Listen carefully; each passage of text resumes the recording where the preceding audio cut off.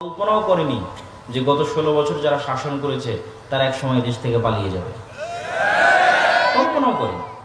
কিন্তু মানুষ হয়তো যারা সরাসরি অত্যাচারের শিকার হয়েছে তারা হয়তো মনে করত যে এইটা হয়তো আর কোনোদিন শেষ হবে না, কিন্তু আল্লাহ সুবহানাহু ওয়া তাআলার পরিকল্পনা ছিল ভিন্ন। আল্লাহ সুবহানাহু ওয়া তাআলা সাথে সাথে কোনো কিছু করেন না। ইউসুফ আলাইহিস সালাতু ওয়াস সালাম যেই দিন কুয়াতে নিক্ষিপ্ত হয়েছেন ভাইদের মাধ্যমে, আল্লাহ জিবরাইলকে বলবেন, জিবরাইল ওই যে আমার বান্দা ইয়াকুব কাঁদতেছে, তার ছেলে হারিয়ে গেছে, এই দুঃখে কাঁদতেছে, আল্লাহর কাছে দোয়া করতেছে, আল্লাহ আমার ছেলে হারিয়ে ফেলেছে, ছেলেকে ফেরত দাও। তো জিবরাইল ওই যে কুয়ার মধ্যে ইউসুফ পড়ে আছে ওকে উঠিয়ে নিয়ে গিয়ে তার বাপের কাছে পৌঁছে দাও। কত সহজ, 1 সেকেন্ড 1 মিনিটে কাজ হয়ে যাবে, নবীর দোয়া কবুল হয়ে যাবে। অথচ আল্লাহ সুবহানাহু ওয়া তাআলা ইউসুফ আলাইহিস সালাতু ওয়াস সালামকে তার বাপের কাছে ফিরিয়ে দিচ্ছেন কত লম্বা ঘটনার পর, অন্তত 30, 35, 40 বছর পর। কোথায় মানুষের বাড়িতে, রাজার বাড়িতে চাকর কৃতদাস হিসেবে কাজ করলেন, মিথ্যা অপবাদ মাথায় নিয়ে জেলে গেলেন, 7 বছর জেলে থাকলেন। জেলের মধ্যে তো, জেল থেকেও তো আল্লাহ এমনি বের করতে পারেন। ফেরেশতাকে গিয়ে বলবেন ওই যে জেলের মধ্যে ইউসুফ বন্দী আছে, উঠিয়ে দেওয়ালটা পার করে দাও। কত সহজ। তো জেল থেকে ইউসুফ আলাইহিস সালাতু ওয়াস সালামকে বের করার জন্য আল্লাহ সুবহানাহু ওয়া তাআলাকে সিস্টেম তৈরি করতে হয়েছে। এই জন্য তিনি লাতিফ। কি সিস্টেম তৈরি করলেন? বাদশাহ স্বপ্ন দেখলো, সেই স্বপ্নের কেউ ব্যাখ্যা দিতে পারে না। তো আগের যারা জেলের সঙ্গী ছিল তারা বাদশাকে বললো যে জেলে একজন ব্যক্তি আছে যে ব্যাখ্যা দিতে পারে, ডাকো। ব্যাখ্যা দেওয়া হলো, ব্যাখ্যা মনোভূত হলো, এবং তিনি নিজে থেকে বললেন যে আমাকে এই দায়িত্ব দিলে দায়িত্ব আমি সঠিকভাবে পালন করতে পারবো, তবে শর্ত হচ্ছে যারা আমার উপর মিথ্যা অপবাদ দিয়েছিল এদেরকে মিথ্যা অপবাদ তুলে নিতে হবে। মিথ্যা অপবাদ তুলে না নিলে আমি জেল থেকে বের হব না এবং কোনো দায়িত্ব পালন করব না। তারপরে তার ভাইদের সাথে তার সাক্ষাৎ হচ্ছে, যখন ভাইয়েরা ওই দুর্ভিক্ষের সময় খাবার নেওয়ার জন্য সেখানে যাচ্ছে। তাহলে প্রত্যেকটা জিনিস এমনভাবে ঘটতেছে যে কেউ বুঝতে পারবে না যে এতগুলো জিনিস ঘটানো হচ্ছে, সব শেষে ইউসুফ আলাইহিস সালামকে তার বাপের কাছে ফিরিয়ে দেওয়া হবে। তার পট পরিবর্তন হচ্ছে, প্রেক্ষাপট তৈরি হচ্ছে। তো যেই দিন ইয়াকুব আলাইহিস সালাতু ওয়াস সালাম তার 11 সন্তানকে সহ মিশরে যাচ্ছেন, সেই দিন মিশরে গিয়ে 11 ভাই ইউসুফ আলাইহিস সালাতু ওয়াস সালামকে সিজদা করতেছে। তখন ইউসুফ আলাইহিস সালাতু ওয়াস সালাম তার বাপ ইয়াকুব আলাইহিস সালামকে বলছে, আব্বা আমি আপনাকে ছোটতে বলেছিলাম ইন্নী রাআইতু আহাদা আশারা কাওকাবা, আমি দেখছি যে 11টা তারকা আমাকে সিজদা করতেছে। ওই যে ছোটবেলায় স্বপ্ন দেখেছিলাম 11টা তারকা আমাকে সিজদা করতেছে, সেই 11টা তারকা আমার 11 ভাই। আজ 40 বছর পর আমার 11 ভাই আমাকে সিজদা করতেছে। একটা স্বপ্ন বাস্তবায়ন হতে সময় লাগলো 40 বছর। তারপরের কোরআনের আয়াত ওই অংশেই, ইন্না রব্বি লাতিফ, আমার প্রতিপালক অনেক সূক্ষ্ম, খুব সূক্ষ্মভাবে আল্লাহ সুবহানাহু ওয়া তাআলা কাজ করে। তো যেটা বলছিলাম যে গাজার শিশুদের কান্না যদি অভিশাপ হিসেবে পৃথিবীতে ফিরে আসে, এবং আসবেই, আজ হোক কাল হোক, আল্লাহ সুবহানাহু ওয়া তাআলা সেই প্রেক্ষাপট কিভাবে তৈরি করবেন আল্লাহ ভালো জানেন। তো সেই দিন শুধু ওই অভিশাপে ইসরাইল ধ্বংস হবে না, বরং এই গাজার শিশুদেরকে চোখের সামনে মৃত্যুবরণ করতে দেখেও যে মুসলিম শাসকরা পদক্ষেপ নেয়নি, তাদের রাজত্ব ধ্বংস হয়ে যাবে। সম্মানিত উপস্থিতি, মুসলমানদের প্রতি আমাদের যে হক, দায়িত্বের জায়গা, এই দায়িত্ব যদি আমরা পালন না করি তাহলে সেটার জবাবদিহিতা আমাদের করতে হবে। এটা হলো 1 নাম্বার শিক্ষা, যে আমাদেরকে আমাদের দায়িত্বের জায়গা থেকে সাধ্য অনুযায়ী সর্বোচ্চ পর্যায়ে তাদের জন্য চেষ্টা করা, তাদের পাশে দাঁড়ানো, তাদেরকে বাঁচানোর চেষ্টা করা, এটা আমাদের দায়িত্ব। আপনি যত বেশি আপনার অপর মুসলিম ভাইকে বাঁচাতে সক্ষম হবেন তত বেশি নিজে বাঁচবেন। আপনাকে আরো সিম্পল, সহজ করে বলি, ইসরায়েল তো বহু দূর হয়ে গেল, আমাদের পাশের দেশ ভারত। ভারতে গত কিছুদিন পূর্বে একটা আইন বাস্তবায়ন করেছে, ওয়াকফ অ্যামেন্ডমেন্ট বিল, ওয়াকফ সংশোধনী বিল। তো আমরা মসজিদ মাদ্রাসার নামে জমি ওয়াকফ করি, এই ওয়াকফ আইন বহুদিন থেকে চলে আসতেছে। তো ভারতে মুসলমানদের ওয়াকফ সম্পত্তি অনেক, কয়েক লক্ষ বিঘা সম্পত্তির মালিক মুসলমানেরা ওয়াকফ হিসেবে।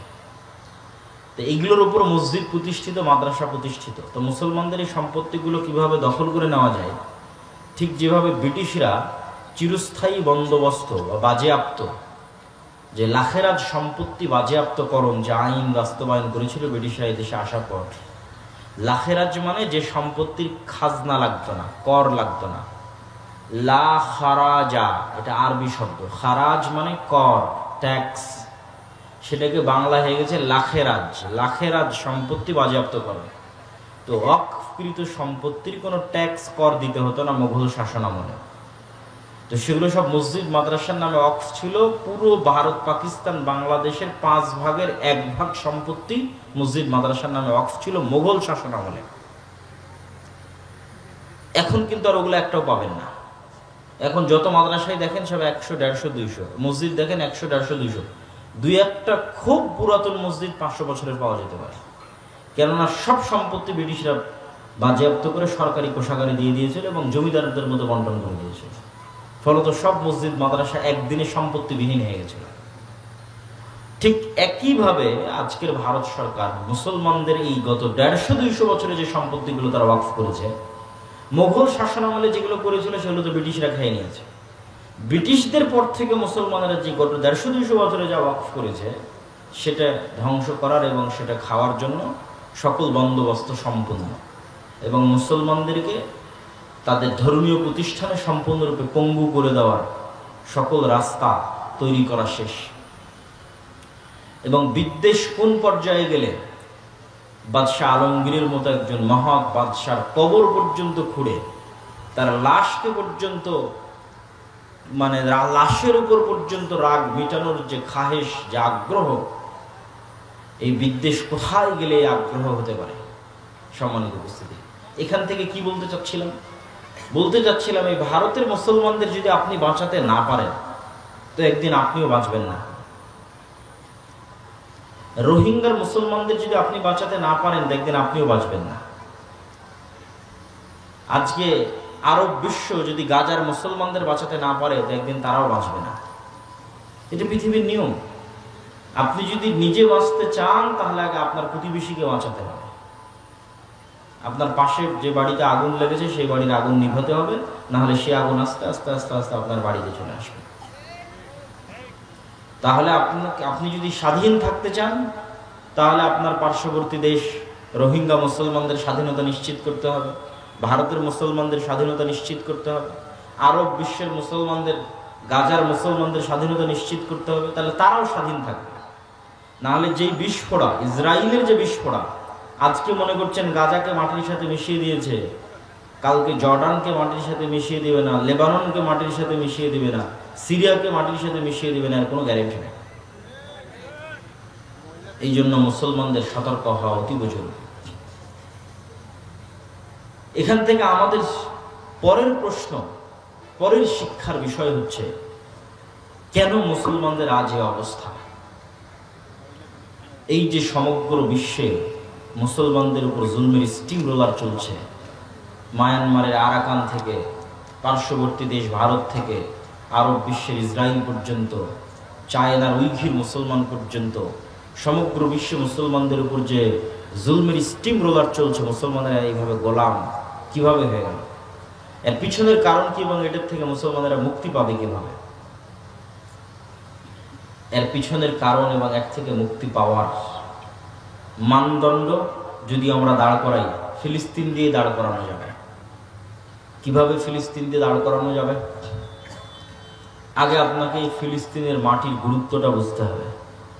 যে আয়াত আমি তেলাওয়াত করেছি, আল্লাহ বলছেন সুবহানাল্লাযী আসরা বিআবদিহি লাইলাম মিনাল মাসজিদিল হারাম ইলাল মাসজিদিল আকসা। মহাপবিত্র সে আল্লাহ যে তার বান্দাকে মক্কার হারাম থেকে, মানে মুহাম্মদ সাল্লাল্লাহু আলাইহি ওয়াসাল্লামকে মক্কার হারাম থেকে রাতের অন্ধকারে ওই মসজিদে আকসায় নিয়ে গেছেন, যেই মসজিদে আকসার চতুর্দিক আল্লাহ বরকত দিয়ে ঘিরে রেখেছে। আল্লাহু আকবার। কোরআনের আয়াতের অনুবাদ করলাম, বারাকনা হাওলা, যে মসজিদে আকসার চারিদিক আল্লাহ বরকত দিয়ে ঘিরে রেখেছে। আর এক আয়াতে আল্লাহ সুবহানাহু ওয়া তাআলা বলেছেন ওয়ানাজ্জাইনাহু ওয়া লূতান ইলাল আরদিল্লাতী বারাকনা ফীহা লিল আলামিন। আমি আল্লাহ ইব্রাহিমকে আশ্রয় দিয়েছি ওই মাটিতে, আমি আল্লাহ লূতকে আশ্রয় দিয়েছি ওই মাটিতে, যেই মাটিতে আমি বরকত রেখেছি সমগ্র পৃথিবীর মানুষের জন্য। কোন মাটিতে আশ্রয় দিয়েছেন? ইব্রাহিম আলাইহিসসালামের বাপের বাড়ি ইরাক।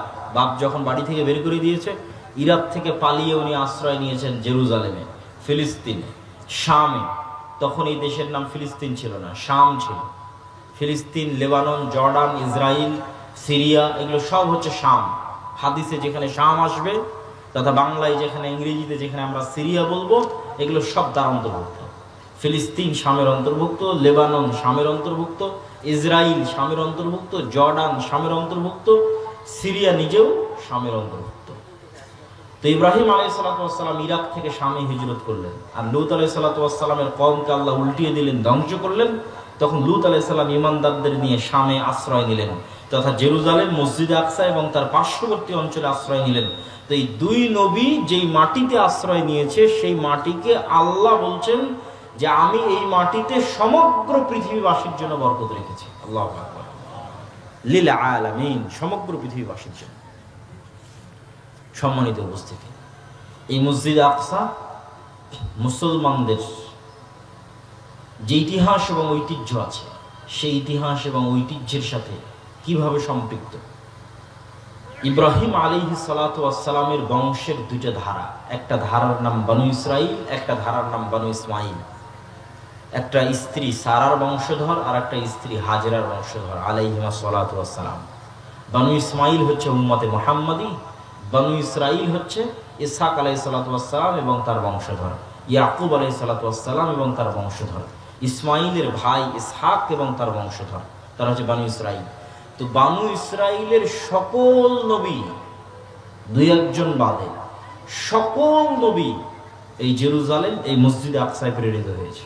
এটা নবীদের শহর, এটা নবীদের স্থান।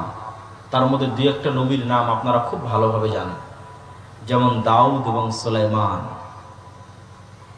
দাউদ এবং সুলাইমান সমগ্র পৃথিবীতে যে শাসন ব্যবস্থা প্রতিষ্ঠা করেছিল, যেই রাজত্ব আল্লাহ অতীতে কাউকে দেয়নি, ভবিষ্যতেও কাউকে দিবে না, সেই বিশাল রাজত্বের রাজধানী ছিল জেরুজালেম, মসজিদে আকসা। এই মসজিদে আকসা সেই মসজিদে আকসা, যে মসজিদে আকসার কথা আল্লাহ কোরআনে বলছেন এভাবে, ওয়াইদ ক্বালাত ইমরাতু ইমরান রব্বি ইন্নী নাযারতু লাকা মা ফি বাতনি মুহাররারা। যখন ইমরানের স্ত্রী বলল, আল্লাহ আমার পেটে যে সন্তান আছে তোমার রাস্তায় ওয়াকফ করে দিলাম, তোমার রাস্তায় মানে মসজিদে আকসার জন্য ওয়াকফ করে দিলাম। ফালাম্মা ওয়াদাআতহা ক্বালাত রব্বি ইন্নী ওয়াদাতুহা উনসা। যখন সন্তান প্রসব হলো, বলছে আল্লাহ আমি তো মেয়ে সন্তান প্রসব করেছি। আল্লাহু আ'লামু বিমা ওয়াজাআত, আর আল্লাহ আগে থেকেই জানেন যে সন্তান মেয়ে। ওয়ালাইসা যাকারু কাল উনসা, সকল পুরুষ মেয়ের মতো নয়, সকল মেয়ে পুরুষের মতো নয়। আর আমরা তার নাম রেখে দিলাম মারিয়াম। কুল্লামা দাখালা আলাইহা যাকারিয়াল মিহরাব ওয়াজাদা ইনদাহা রিজকা। যখনই জাকারিয়া, খালু জাকারিয়া মারিয়ামের মেহরাবে প্রবেশ করে, তখনই দেখে অসময়ের ফল। ক্বালা ইয়া মারিয়াম আন্না লাকি হাযা। মারিয়াম, অসময়ের ফল কোথায় থেকে আসলো? ক্বালাত হিয়া মিন ইনদিল্লাহ। মারিয়াম বলল, আল্লাহর পক্ষ থেকে অসময়ের ফল আসে। ইন্নাল্লাহা ইয়ারযুকু মান ইয়াশা বিগাইরি হিসাব। আল্লাহ যাকে ইচ্ছে তাকে বেহিসাব রিজিক দান করতে পারেন। হুনালিকা দাআ জাকারিয়া রাব্বাহ। জাকারিয়া যখন দেখলো আল্লাহ ইমরানকে এত সৎ একজন পরহেজগার আল্লাহওয়ালা কন্যা সন্তান দান করেছে, যার কাছে আল্লাহ আসমান থেকে খাবার পাঠায়, তা আমি তো জাকারিয়া বৃদ্ধ হয়ে গেলাম, আমার তো এরকম একটা সন্তান হলো না। হুনালিকা দাআ জাকারিয়া রাব্বাহ। তখন জাকারিয়া ওখানেই সালাতে দাঁড়িয়ে গিয়ে আল্লাহর কাছে দোয়া করতে লাগলেন, আল্লাহ আমাকে একটা সৎ সন্তান দাও। বৃদ্ধ হয়ে গেছি, আমার স্ত্রী বন্ধায়, চুল দাড়ি পেকে গেছে, কিন্তু সন্তান চাই মারিয়ামের মতো। তো এই মারিয়াম যে মসজিদের খেদমত করছে, সেই মসজিদের নাম কি? মসজিদ আকসা। এই যে পুরো ঘটনা বলতেছে আল্লাহ নিজে কোরআনে বলতেছে, সূরা মারিয়ামের নামে আলাদা সূরা আছে, এগুলো সব মসজিদ আকসায় ঘটতেছে। তারপরে মারিয়াম আলাইহিস সালাতু ওয়াস সালামের পেটেও যখন সন্তান আসলো, তিনি যখন নির্জন এলাকায় চলে গেলেন এবং সন্তান কোলে করে নিয়ে যখন গ্রামে ফিরে আসলেন সন্তান প্রসবের পর, তখন গ্রামের মানুষ বলতে লাগলো, মা কানা আবুকা ইমরাআ সাউইন ওয়া মা কানাত উম্মুকা বাগিয়া। তোমার বাপ তো খারাপ মানুষ ছিল না, তোমার মা তো ব্যভিচারী ছিল না, তাহলে তুমি এই সন্তান কোথায় থেকে নিয়ে এসেছো? ফাআশারাত ইলাইহি। মারিয়াম কোলের দিকে ইশারা করে বলল, আল্লাহ বলে দিয়েছে তুমি মুখ খুলবা না। বরং হাত দিয়ে বাচ্চার দিকে ইশারা করবা। তো কোলের বাচ্চার দিকে মারিয়াম আলাইহিস সালাতু ওয়াস সালাম ইশারা করলেন। তখন তারা বলছে কাইফা নাতাকাল্লামু মান কানা ফিল মাহদি সাবিয়্যা, এই বাচ্চার সাথে কিভাবে কথা বলবো যে এখন মায়ের কোলে দুধ পান করে। তখন ঈসা আলাইহিস সালাতু ওয়াস সালাম মায়ের কোল থেকে বলে উঠছেন, ইন্নী আব্দুল্লাহ আতানিয়াল কিতাবা ওয়া জাআলানি নাবিয়্যা, আমি আল্লাহর বান্দা, আল্লাহ আমাকে কিতাব দিয়েছে, আল্লাহ আমাকে নবী করে পাঠিয়েছে। ওয়া আওসানি বিস সালাতি ওয়াজ যাকাতি মা দুমতু হাইয়্যা, আর আল্লাহ আমাকে আদেশ দিয়েছে যতদিন পৃথিবীতে বেঁচে থাকবো ততদিন যেন সালাত আর যাকাত আদায় করি। আল্লাহু আকবার। ছোট্ট বাচ্চা মায়ের কোলে কথা বলতেছে, কিন্তু প্রথম কথার মধ্যে আছে যে আল্লাহ আমাকে আদেশ দিয়েছে মরা পর্যন্ত কোন দুটো জিনিস আদায় করতে, সালাত এবং যাকাত। এটা কিন্তু মুহাম্মদ সাল্লাল্লাহু আলাইহি ওয়াসাল্লামের কথা বলছে, ঈসা আলাইহিস সালামের কথা বলছে। যখন তিনি মায়ের কোলে যেদিন প্রথম কথা বলেন সেই দিনই তিনি বলছেন আল্লাহ আমাকে আদেশ দিয়েছে সালাত আর যাকাত আদায় করতে। তাহলে সালাত যাকাত মুহাম্মদ সাল্লাল্লাহু আলাইহি ওয়াসাল্লামের নিয়ে আসা বিধান নয়, আগের থেকে সব নবীর উপর সালাত যাকাত ফরজ ছিল, সব নবীর উপর। তো এই ঘটনা কেন বললাম? তাহলে ঈসা আলাইহিস সালামের জন্মস্থান কোথায় হলো? জেরুজালেম। আজকের ফিলিস্তিন, আজকের যেই মসজিদ আকসা এবং তার পার্শ্ববর্তী অঞ্চল, সেটা হচ্ছে ঈসা আলাইহিস সালামের জন্মস্থান। এটা কেন বললাম ঈসা আলাইহিস সালামের জন্মস্থান এবং দাউদ সুলাইমানের রাজত্বের কেন্দ্র? ঈসা আলাইহিস সালামের জন্মস্থান বলার পিছনে কারণ হচ্ছে আজকের বিশ্বের যেই ধর্মের অনুসারী সবচেয়ে বেশি, নাম কাওয়াজতে কাগজে কলমে, বাস্তবে নয়, প্র্যাকটিক্যাল নয়। প্র্যাকটিক্যাল একটা খ্রিস্টান খুঁজে পাওয়া কঠিন। কেন খুঁজে পাওয়া কঠিন? ঈসা আলাইহিস সালাম নিজে বলতেছে প্রথম বাক্য ইন্নী আব্দুল্লাহ, আমি আল্লাহর বান্দা, আর খ্রিস্টানরা বলতেছে আল্লাহর ছেলে। নাউজুবিল্লাহ। উনি মুখ দিয়ে প্রথম যে বাক্য উচ্চারণ করছেন, কোরআন বলছে ওনার মুখ দিয়ে উচ্চারিত প্রথম বাক্য হচ্ছে ইন্নী আব্দুল্লাহ, আমি আল্লাহর বান্দা, আর খ্রিস্টানরা বলতেছে তিনি নাকি আল্লাহর ছেলে। তাহলে তো এরা প্র্যাকটিক্যাল খ্রিস্টান হলো না? কাগজে কলমে নাম কাওয়াজতে বর্তমান পৃথিবীতে খ্রিস্টান ধর্মের অনুসারী সবচেয়ে বেশি, মুসলমানদের চেয়ে বেশি। তাহলে এই যে পুরো খ্রিস্টান বিশ্বের যিনি নবী, তথা ইউরোপ এবং আমেরিকার মানুষেরা যাকে নবী হিসেবে মানে, তার জন্মস্থান হচ্ছে ফিলিস্তিন, জেরুজালেম। এই জন্য এখানে আরো একটা মজার জিনিস আছে। ইউরোপ আর আমেরিকার গর্ব হচ্ছে গায়ের রং, চামড়া সাদা, এবং এটাকে ভিত্তি করে তাদের দেশে রেসিজম চলে। আগে প্রচুর চলতো, এখন বাহ্যিকভাবে কমে গেছে, অন্তরে আছে। এটার কারণে আজ থেকে 70-80 বছর আগে কালো নিগ্রো আফ্রিকানদেরকে তারা গোলাম হিসেবে খাটাতো। কেন? এদেরকে তারা মানুষই মনে করতো না, just only for colour, skin colour, গায়ের চামড়ার রঙের কারণ। এবং এশিয়ানদেরকে, সেমেটিকদেরকে, যারা মেটে শ্যামা অথবা শ্যামা সাদা, মেটে সাদা, তাদেরকেও তারা নিম্ন হিসেবে তুলনা করে। কিন্তু ইউরোপিয়ান আর আমেরিকানরা এটাও ভুলে গেল যে তারা যাকে নবী হিসেবে মানতেছে তার গায়ের রং তাদের মতো নয়। ঈসা আলাইহিস সালামের জন্ম কোথায় হচ্ছে? ঈসা আলাইহিস সালামের জন্ম হচ্ছে জেরুজালেমে। ঈসা আলাইহিস সালাম সন্তান কার? ইব্রাহিমের। তাহলে ঈসা আলাইহিস সালাম এশিয়ান, সেমেটিক, অ্যারাবিয়ান। মুহাম্মদ সাল্লাল্লাহু আলাইহি ওয়াসাল্লামের গায়ের রং যা, আমার আপনার গায়ের রং যেমন, যদি কারো গায়ের রং মেটে উজ্জ্বল বর্ণের সাদা হয়, শ্যামা সাদা হয়, ধবধবে হলদে সাদা যে ইউরোপিয়ান আমেরিকান, সেই গায়ের চামড়া ঈসা আলাইহিস সালামের ছিল না। তাহলে তাদের যে গায়ের চামড়াকে ভিত্তি করে যে অহংকার, সেটার কোনো ভিত্তি থাকে না। এবং এখানে আরো একটা জিনিস শিখা আছে। আজকের ইসরায়েলে সবাই মাইগ্রেট করে এসেছে আমেরিকা এবং ইউরোপ থেকে, সবার গায়ের চামড়া ধবধবে সাদা। তো সে কেমনে ইব্রাহিম আলাইহিস সালামের সন্তান হয়? ইব্রাহিম আলাইহিস সালামের সন্তান হলে তো গায়ের চামড়া সেই রঙের, সেই কালারের ঠিক থাকতে হবে। কেননা তাদের যে অহংকার, সেই অহংকারের ভিত্তিটা কি? তাদের অহংকারের ভিত্তি আল্লাহ সুবহানাহু ওয়া তাআলা নিজে কোরআনে মাজিদে বলছেন যে আশাদ্দুন নাসে আদাওয়াহ, মুমিন এবং মুসলমানদের সাথে সবচেয়ে বেশি শত্রুতা করবে পৃথিবীতে দুইটা জাতি। একটা হচ্ছে পাশের দেশের ব্রাহ্মণ্যবাদী মুশরিকরা, আর একটা হচ্ছে ইসরায়েলের জায়নিস্ট ইহুদিরা। আল্লাহর কোরআনের আয়াত, আল্লাহ বলেছেন যে মুসলমানদের উপর সবচেয়ে বেশি শত্রুতা করবে ব্রাহ্মণ্যবাদী হিন্দুরা, জায়নিস্ট ইহুদিরা মুসলমানদের সাথে সবচেয়ে শত্রুতা করবে। তাহলে বাদ গেল কে? খ্রিস্টানরা শত্রুতার দিক থেকে অতটা থাকবে না। কেন থাকবে না? আল্লাহ তাদেরকে বলেছেন ওয়ালা যালিম, তারা সত্য জানে না, জানলে সত্য মেনে নিত। এই জন্য অতীতেও যত মানুষ ইসলাম গ্রহণ করেছে তার বেশিরভাগ খ্রিস্টান থেকে ইসলাম গ্রহণ করেছে। কিয়ামত পর্যন্ত যত মানুষ ইসলাম গ্রহণ করবে তার বেশিরভাগ খ্রিস্টান থেকে ইসলাম গ্রহণ করবে।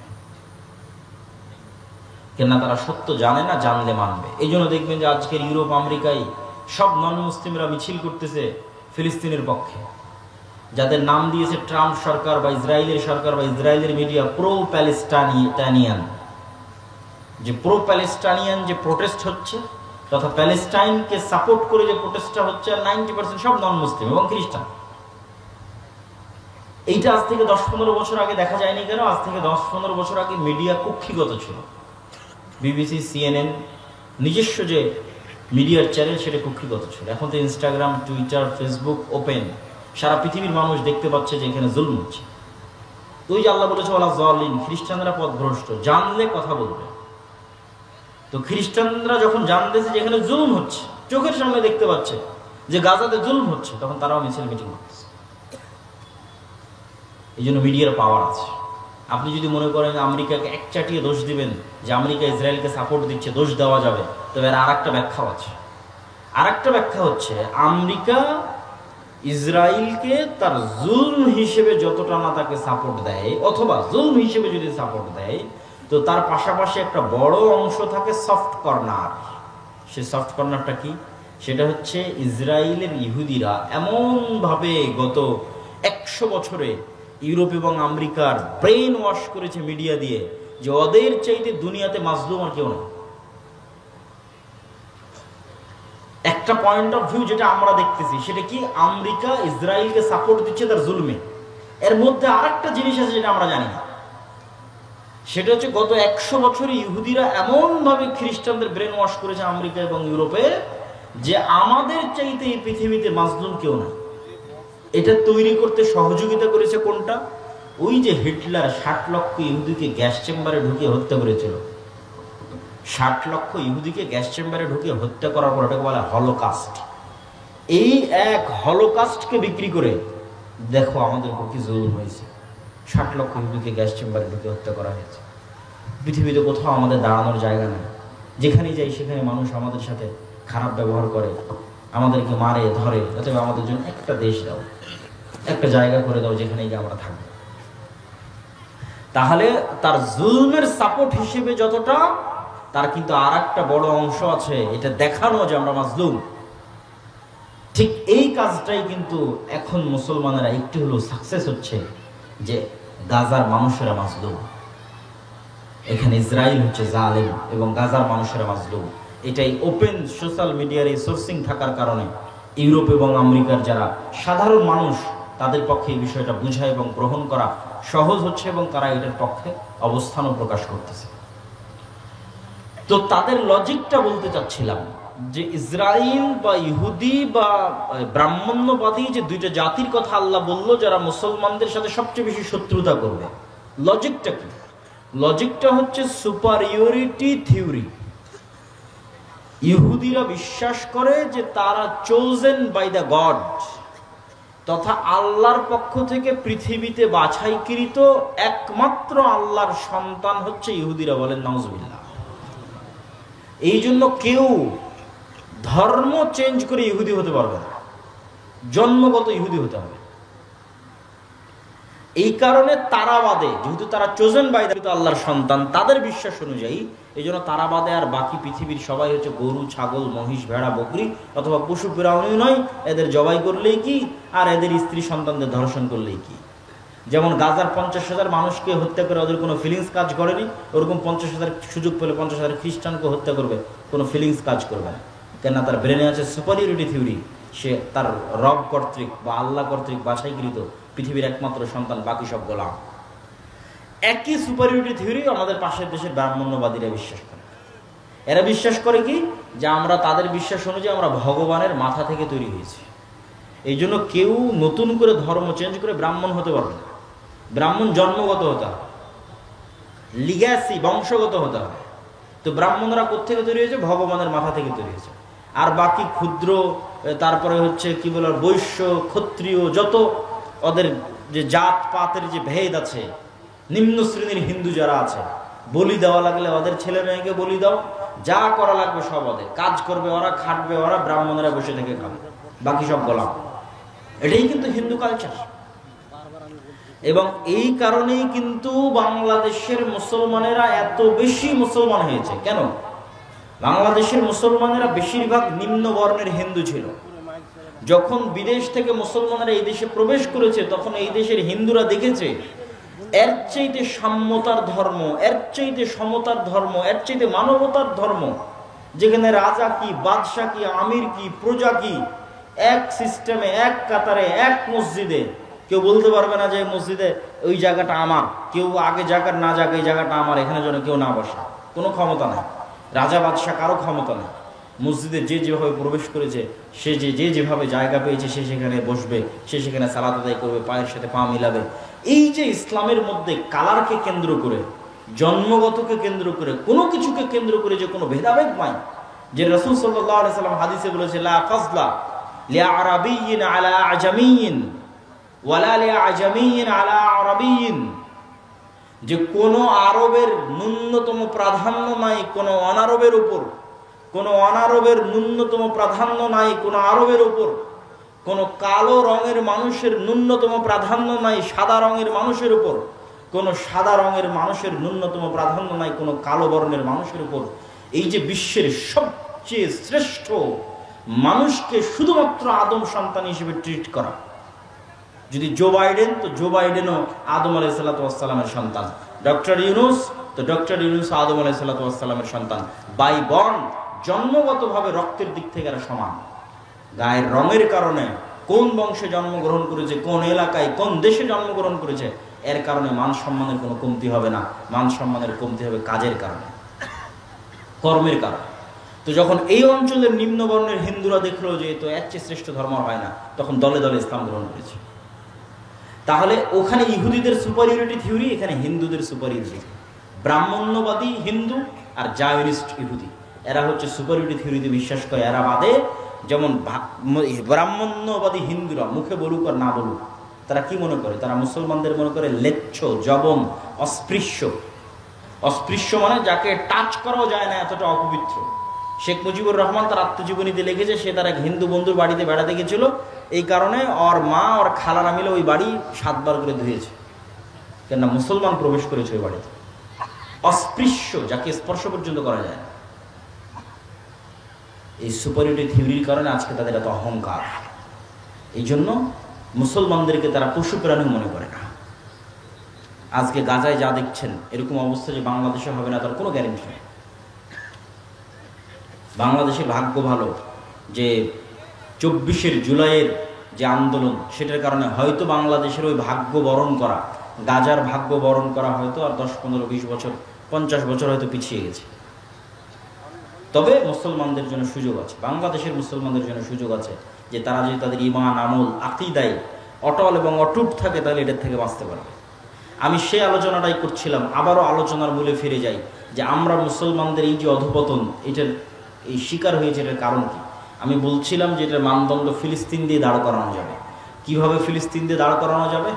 এই ফিলিস্তিন যখন ওমর রাদিয়াল্লাহু তাআলা বিজয় করে, এই ফিলিস্তিন যখন সালাহুদ্দিন আইয়ুবী বিজয় করে, তখন আপনি এবার ইতিহাস পড়েন কি ছিল ওমর রাদিয়াল্লাহু তাআলার কাছে। আল্লাহর কসম করে বলতে পারি, আমি আল্লাহর কসম করে বলতে পারি, আজকে একটা মুসলিম দেশের যা ক্ষমতা আছে, তার 60% ক্ষমতা ওমর রাদিয়াল্লাহু তাআলার ছিল না। আজকে সৌদি আরব, তুরস্ক, মালয়েশিয়া, পাকিস্তান, বাংলাদেশ, মিশর, এদের যে দুনিয়াবী যে ক্ষমতা আছে, তার 60% ক্ষমতা ওমর রাদিয়াল্লাহু তাআলার ছিল না। রোমান এম্পায়ারের সাথে তুলনা করলে কিছুই না। তাহলে কি দিয়ে ওমর রাদিয়াল্লাহু তাআলা জেরুজালেম বিজয় করলেন? 12,000 মুজাহিদ জেরুজালেম ঘেরাও করে আছে 1 মাস থেকে, তার মধ্যে 4,000 সাহাবী। আবু উবাইদা ইবনুল জাররাহ চিঠি লিখেছে আমিরুল মুমিনিন খলিফাতুল মুসলিমিন ওমর ইবনুল খাত্তাবের কাছে, যে পাদ্রীরা বলছে আপনি না আসলে চাবি হস্তান্তর হবে না। ওমর রাদিয়াল্লাহু তাআলা মদিনা থেকে রওনা দিলেন জেরুজালেমের উদ্দেশ্যে, 1200 কিলোমিটারের পথ। যখন জেরুজালেমে প্রবেশ করতেছেন, তখন তিনি উটের রশি ধরে টানতেছেন, আর তার গোলাম উটের পিঠে বসে আছে। আবু উবাইদা ইবনুল জাররাহ হন্তদন্ত হয়ে ছুটে এসে বলছে, ইন্নার রোমান লা ইয়ানজুরু ইলাইনা নাজরাতা কিল্লা, আমিরুল মুমিনিন করেছেন কি? আপনার জামা কাপড়ের অবস্থা আর এইভাবে উটের রশি ধরে টানা, এগুলো দেখলে তো পাদ্রীরা হাসাহাসি করে। কেন ওরা তখন রোমান এম্পায়ারের সবচেয়ে বড় তীর্থস্থান হচ্ছে জেরুজালেম। কত বড় বিজয় এটা! এখন কল্পনা করেন যে এখন যান আপনি বিজয় করেন জেরুজালেম। তো এখন বাংলাদেশের ওই চিরির বন্দরের, রানীর বন্দরের একটা কৃষক বাংলাদেশ থেকে উঠে গিয়ে জেরুজালেম বিজয় করে নিল। এটা যেমন ওমর রাদিয়াল্লাহু তাআলা আনহুর ওই যুগে জেরুজালেম বিজয় করা তেমন। আমি মনে হয় বুঝাতে পারেন। আবারও বলি, আজকে বাংলাদেশের চিরির বন্দরের, রানীর বন্দরের একটা কৃষক এখান থেকে উঠে গিয়ে আমেরিকা আছে, ইসরায়েল আছে, ইংল্যান্ড আছে, চায়না আছে, রাশিয়া আছে, বিশ্বের এত সুপার পাওয়ার থাকতো জেরুজালেম বিজয় করে নিয়েছে। এইটা যেমন ঠিক ওই যুগে রোমান এম্পায়ার এবং ওই যুগের পারস্য এম্পায়ার, পার্সিয়ান এম্পায়ার এর উপস্থিতিতে আরবে তৈরি হওয়া এক মরুভূমি থেকে উঠে আসা এক রাখাল, যাকে কেউ চিনত না, ওমর ইবনুল খাত্তাব খালি হাতে জীর্ণ শীর্ণ অবস্থায় জেরুজালেম বিজয় করে নিয়েছে। তো ওমর রাদিয়াল্লাহু তাআলার কাছে কিছু ছিল না। তা আবু উবাইদা ইবনুল জাররাহ বলছে যে আপনাকে দেখলে তো এরা আমাদেরকে ছোট মনে করবে, আপনি যেভাবে আসছেন। ওমর রাদিয়াল্লাহু তাআলা বলছে, আমরা জাহিলি যুগে কেউ আমাদের চিনত না। এই বাংলাদেশের একটা কৃষককে যেমন কেউ চিনে না, মাঠে কাজ করা কৃষককে, তো মরুভূমির রাখালকে কে চিনবে? কেউ চিনত না। ওমর রাদিয়াল্লাহু তাআলাকে কেউ চিনত না, জাহিলি যুগে আমাদের কেউ চিনত না। আজকে আমার হাতে জেরুজালেম বিজয় হচ্ছে। তো আমার হাতে জেরুজালেম বিজয় হচ্ছে, আ'আজ্জানাল্লাহু বিল ইসলাম। এই সম্মানটা আমরা অর্জন করেছি, এই ক্ষমতাটা আমরা অর্জন করেছি তাকওয়া, পরহেজগারিতা, আল্লাহ ভীরুতা দিয়ে। এই জন্য দেখবেন যে জেরুজালেমে হামলা হচ্ছে, গাজায় হামলা হচ্ছে, বিশাল নিন্দা, বয়কট সবকিছু চলতেছে, মিছিল মিটিং সবই হচ্ছে, কিন্তু দেখবেন তাকওয়া পরহেজগারিতার বেলায়, নামাজের বেলায় নাই। তাহলে আপনি ওই মানদণ্ডে দাঁড়াতে পারছেন না যে মানদণ্ডের উপর বিজয় হবে, যে মানদণ্ডের উপর বিজয় হয়েছে। ক্ষমতা দিয়ে, মিছিল দিয়ে, দাপট দিয়ে, অস্ত্র দিয়ে বিজয় হয়নি। খালিদ বিন ওয়ালিদের যুদ্ধ দেখেন, ইয়ারমুকের যুদ্ধ দেখেন, মুতার যুদ্ধ দেখেন, কোথায় কয়েক লক্ষ সেনাবাহিনী, কোথায় কয়েক হাজার। সুলতান সালাহুদ্দিন আইয়ুবীর হিত্তিনের যুদ্ধ দেখেন, কোথায় কয়েক লক্ষ প্রশিক্ষিত নাইট যোদ্ধা, আর কোথায় মরুভূমির এক প্রান্ত থেকে আর এক প্রান্ত ঘুরে বেড়ানো এক অসহায় মরুবিদুইন, মাত্র কয়েক হাজার সৈন্যবাহিনী সুলতান সালাহুদ্দিন আইয়ুবীর হাতে। তুরস্কের ইস্তাম্বুল বিজয় করেন সুলতান মোহাম্মদ আল ফাতেহ। বাইজেন্টাইন সাম্রাজ্যের যে কেন্দ্র, রাজধানী তুরস্কের ইস্তাম্বুল, কিভাবে উনি বিজয় করেছেন? ওনার কি বা ক্ষমতা ছিল? কোনো ক্ষমতা ছিল না। সবগুলো বিজয় হয়েছে তাকওয়া, পরহেজগারিতার, আল্লাহর উপর ভরসা। অতএব সেই দৃষ্টিকোণ থেকে দেখলে আজকের সব মুসলিম দেশের উপর জিহাদ ফরজ। মানে এই অজুহাতে কেউ জিহাদ থেকে পিছিয়ে সরে আসবে যে না আমাদের এখানে তো সক্ষমতা নাই, তো আসলে ওমর ইবনুল খাত্তাবেরও সক্ষমতা ছিল না, সুলতান সালাহুদ্দিন আইয়ুবীরও সক্ষমতা ছিল না, সুলতান মোহাম্মদ আল ফাতেহেরও সক্ষমতা ছিল না। ছিল কি? সৎ নিয়াত, তাকওয়া, পরহেজগারিতা, আল্লাহর উপর ভরসা। তোমাদের সক্ষমতা আছে, কিন্তু তোমাদের তাকওয়া, পরহেজগারিতা নাই, আল্লাহর উপর ভরসা নাই। সম্মানিত উপস্থিতি, তাহলে কেন আজ মুসলমানদের এই অবস্থা? তার একটা উদাহরণ তো পেয়ে গেলেন, যে ক্ষমতা দিয়ে মুসলমানেরা কোনোদিন বিজয় হয়নি। ক্ষমতা দিয়ে যদি বিজয় হতো তাহলে বাংলাদেশের ছাত্ররাও এই সরকারকে সরাতে পারত না। কেননা একদিকে ছিল ওপেন রাইফেল, আর একদিকে খালি হাত, এটি সম্পূর্ণ অসামঞ্জস্য। কিন্তু ওই যে যখন মানুষ শক্ত সিদ্ধান্ত নেয়, আল্লাহর উপর ভরসা করে, তখন আল্লাহ সুবহানাহু ওয়া তাআলা রাস্তা সহজ করে দেয়। ওই জন্য আল্লামা ইকবালের একটা কবিতা আছে कि काफिर है तो शमशीर पे करता है भरोसा। কাফেরেরা তরবারির উপর ভরসা করে, আর মুমিন হয় তো বেতেক ভি লড়তা है সিপাহী। আর যদি মুমিন হয় তো ঢাল তলোয়ার ছাড়াই যুদ্ধের মাঠে ঝাঁপিয়ে পড়ে। কেননা মুমিনের কাছে শাহাদতের মৃত্যু সবচেয়ে প্রিয়। এবং আল্লামা ইকবালের আরো একটা কবিতা আছে এটাকে, এই বিষয়টাকে তুলে ধরার জন্য। তো হুনার আজমা হাম জিগার আজমায়েঙ্গে। তোর কাছে অস্ত্র আছে, তুই তোর রাইফেল আর বম যত আছে সব পরীক্ষা কর, আর আমরা কিসের পরীক্ষা দিব? আমরা হচ্ছে জীবনের পরীক্ষা দেব। তোর রাইফেলের গুলিতে মরে যাব, তোর বমের আঘাতে শহীদ হয়ে যাব, কতগুলো মারবে, মেরে ফেলে। তো হুনার আজমা হাম জিগার আজমায়েঙ্গে। তোর হাতে রাইফেল আছে, আমার কলিজা আছে। এটা আল্লামা ইকবালের কবিতা। তো যখনই মানুষ মৃত্যুকে পরোয়া করে না এবং মৃত্যুকে পেছনে ফেলে দিয়ে সামনের দিকে আগায়, তখন বিজয় সুনিশ্চিত। কিন্তু এই যে দুনিয়ার ঐশ্বর্য, দুনিয়ার উন্নয়ন, দেখবেন যে একদিকে গাজায় ক্রন্দন চলছে, আর একদিকে দেখবেন দুবাইয়ের কথা বলেন বা যে কোনো দেশের কথা বলেন, দেখবেন রঙ্গলীলায় মত্ত। তো ওই দুনিয়ার ওই নেশা ছেড়ে দিয়ে কিভাবে জেহাদে অবতীর্ণ হবে? তখনই অবতীর্ণ হতে পারবে যখন দুনিয়ার এই মূল্যটা হারিয়ে যাবে। এই জন্য আল্লাহ শিক্ষা দেন, মানে জেহাদে অবতীর্ণ হওয়ানোর জন্য আল্লাহ শিক্ষা দেন। শাস্তি না পেলে ঠিক হয় না মানুষ। সিরিয়ারা আজকে, সিরিয়ার মানুষজন বিজয় হয়েছে 20 বছর থেকে যুদ্ধ করতেছে। আফগানিস্তানেরা বিজয় হয়েছে 30 বছর থেকে যুদ্ধ করতেছে, মানে মরতে মরতে মরতে মরতে মরতে মরতে তারা মরা শিখেছে। ফিলিস্তিনের মানুষেরও বিজয় হবে, তারাও জানের কুরবানি দিচ্ছে। কিন্তু যারা এই তামাশা দেখছে তাদের উপরও কিন্তু এই শাস্তি আযাব নেমে আসবে, নেমে আসার আগে যতক্ষণ সতর্ক না হবে। তাহলে এখানে আরেকটা বিষয় আমাদের মনে রাখতে হবে যে আমরা এই অবস্থায় দাঁড়িয়ে কেন, এই গোলামির জিঞ্জির আমাদের গলায় কেন? এই গোলামির জিঞ্জির আমাদের গলায় এর আরেকটা গুরুত্বপূর্ণ কারণ আমার দৃষ্টিতে মনে হয়েছে, আমি সব বক্তব্যে বলেছি, আপনারা শুনেছেন কিনা আমি জানি না, আমি বলেছি আজকের যুগের মুসলমানেরা আজকের যুগের বানু ইসরাইল। আজকের যুগের মুসলমান বানু ইসরাইল মানে তার আগে বানু ইসরাইল কারা? পবিত্র কোরআন খোলেন, পবিত্র কোরআনের সূরা বাকারার একটা বড় অংশ জুড়ে আল্লাহ বানু ইসরাইলদের কথা বর্ণনা করেছে। তো বানু ইসরাইলদের কথা আল্লাহ কোরআনে বর্ণনা করেছে, আমি দুই একটা বলি তাহলে বুঝবেন বানু ইসরাইল কারা। এবার ওদের সাথে আমাদের মিলাবেন। বানু ইসরাইলের বর্ণনা আল্লাহ দিচ্ছে যে বানু ইসরাইলেরা চোখের সামনে দেখলো যে ফেরাউন ডুবে গেল।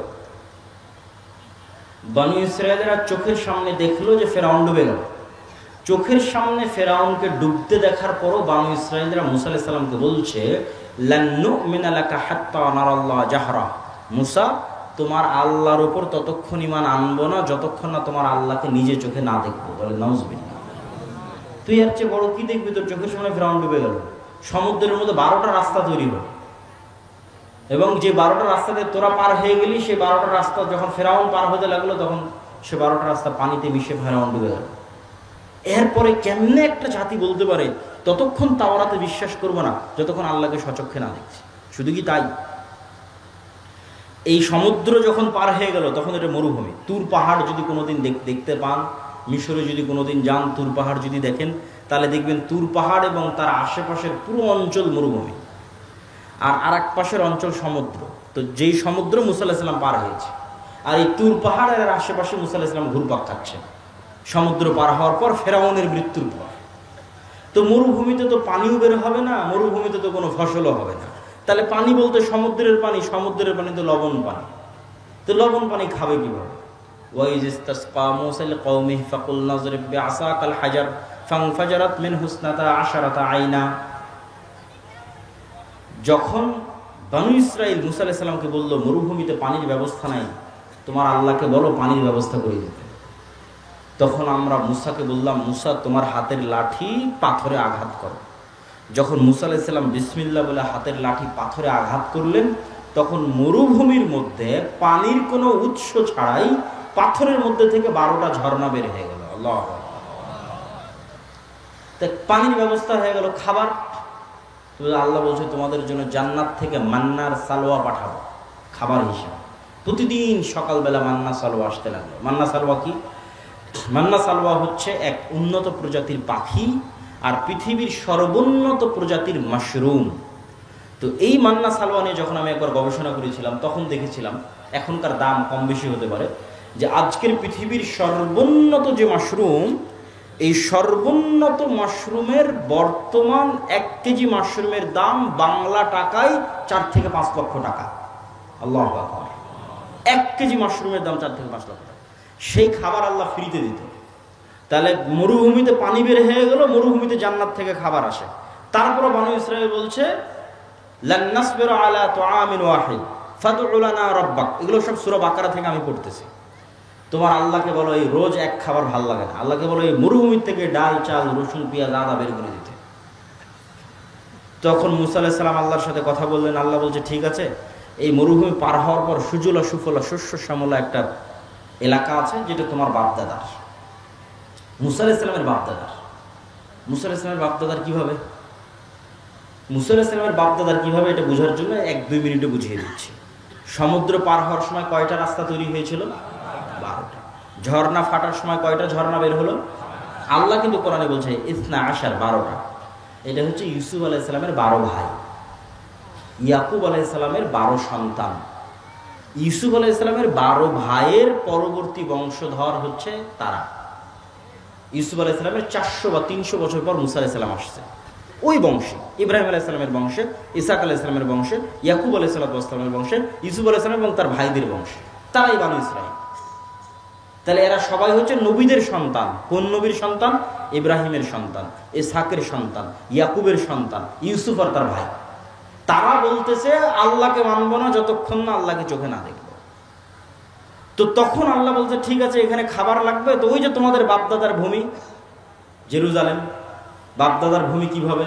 ইব্রাহিম আলাইহিস সালাম এখানে, বক্তব্যের শুরুতে বলেছি, ইরাক থেকে পালিয়ে ইব্রাহিম আলাইহিস সালাম এখানে আসছে। লূত আলাইহিস সালাম এখানে, ইব্রাহিম আলাইহিস সালামের ছেলে ইসহাক এখানে, ইসহাকের ছেলে ইয়াকুব এখানে। ইউসুফ যখন কুয়ায় পড়ে বাজারে বিক্রি হয়ে মিশরে চলে গেল, তখন ইয়াকুব আলাইহিস সালাম 12 ছেলে সব মিশরে গেলেন। তার বাদে তো সব জেরুজালেমে। তাহলে আজ 400 বছর পর, ওই যে 400 বছর আগে ইউসুফ আলাইহিস সালাম মিশরে গেছিল, তারপর ভাইয়েরা মিশরে গেছিল, আজ 400 বছর পর বানু ইসরাইলকে আল্লাহ বলছে, মুসা আলাইহিস সালামকে আল্লাহ বলছে তোমার বাপদাদার ভূমি, যেখানে ইব্রাহিম থাকতো, ইসহাক থাকতো, ইয়াকুব থাকতো, ওটা সুজলা সুফলা শস্য শ্যামলা, যাও যুদ্ধ করে বিজয় করো। তখন নবীর সন্তানেরা বলতেছে, যাদের কাছে জান্নাত থেকে খাবার আসে, যাদের কাছে ঝর্ণা ফেটে পানি বের হয়, যাদের কারণে আল্লাহ ফেরাউনকে ডুবিয়ে দিয়েছে, 12টা রাস্তা তৈরি করে দিয়েছে, তারা বলছে ইযহাবা আনতা ওয়া রাব্বুকা ফাকাতিলা, তুমি আর তোমার আল্লাহ গিয়ে যুদ্ধ করো।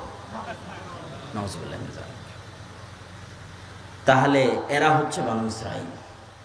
তো এদের সাথে মুসলমানদের তুলনা কি?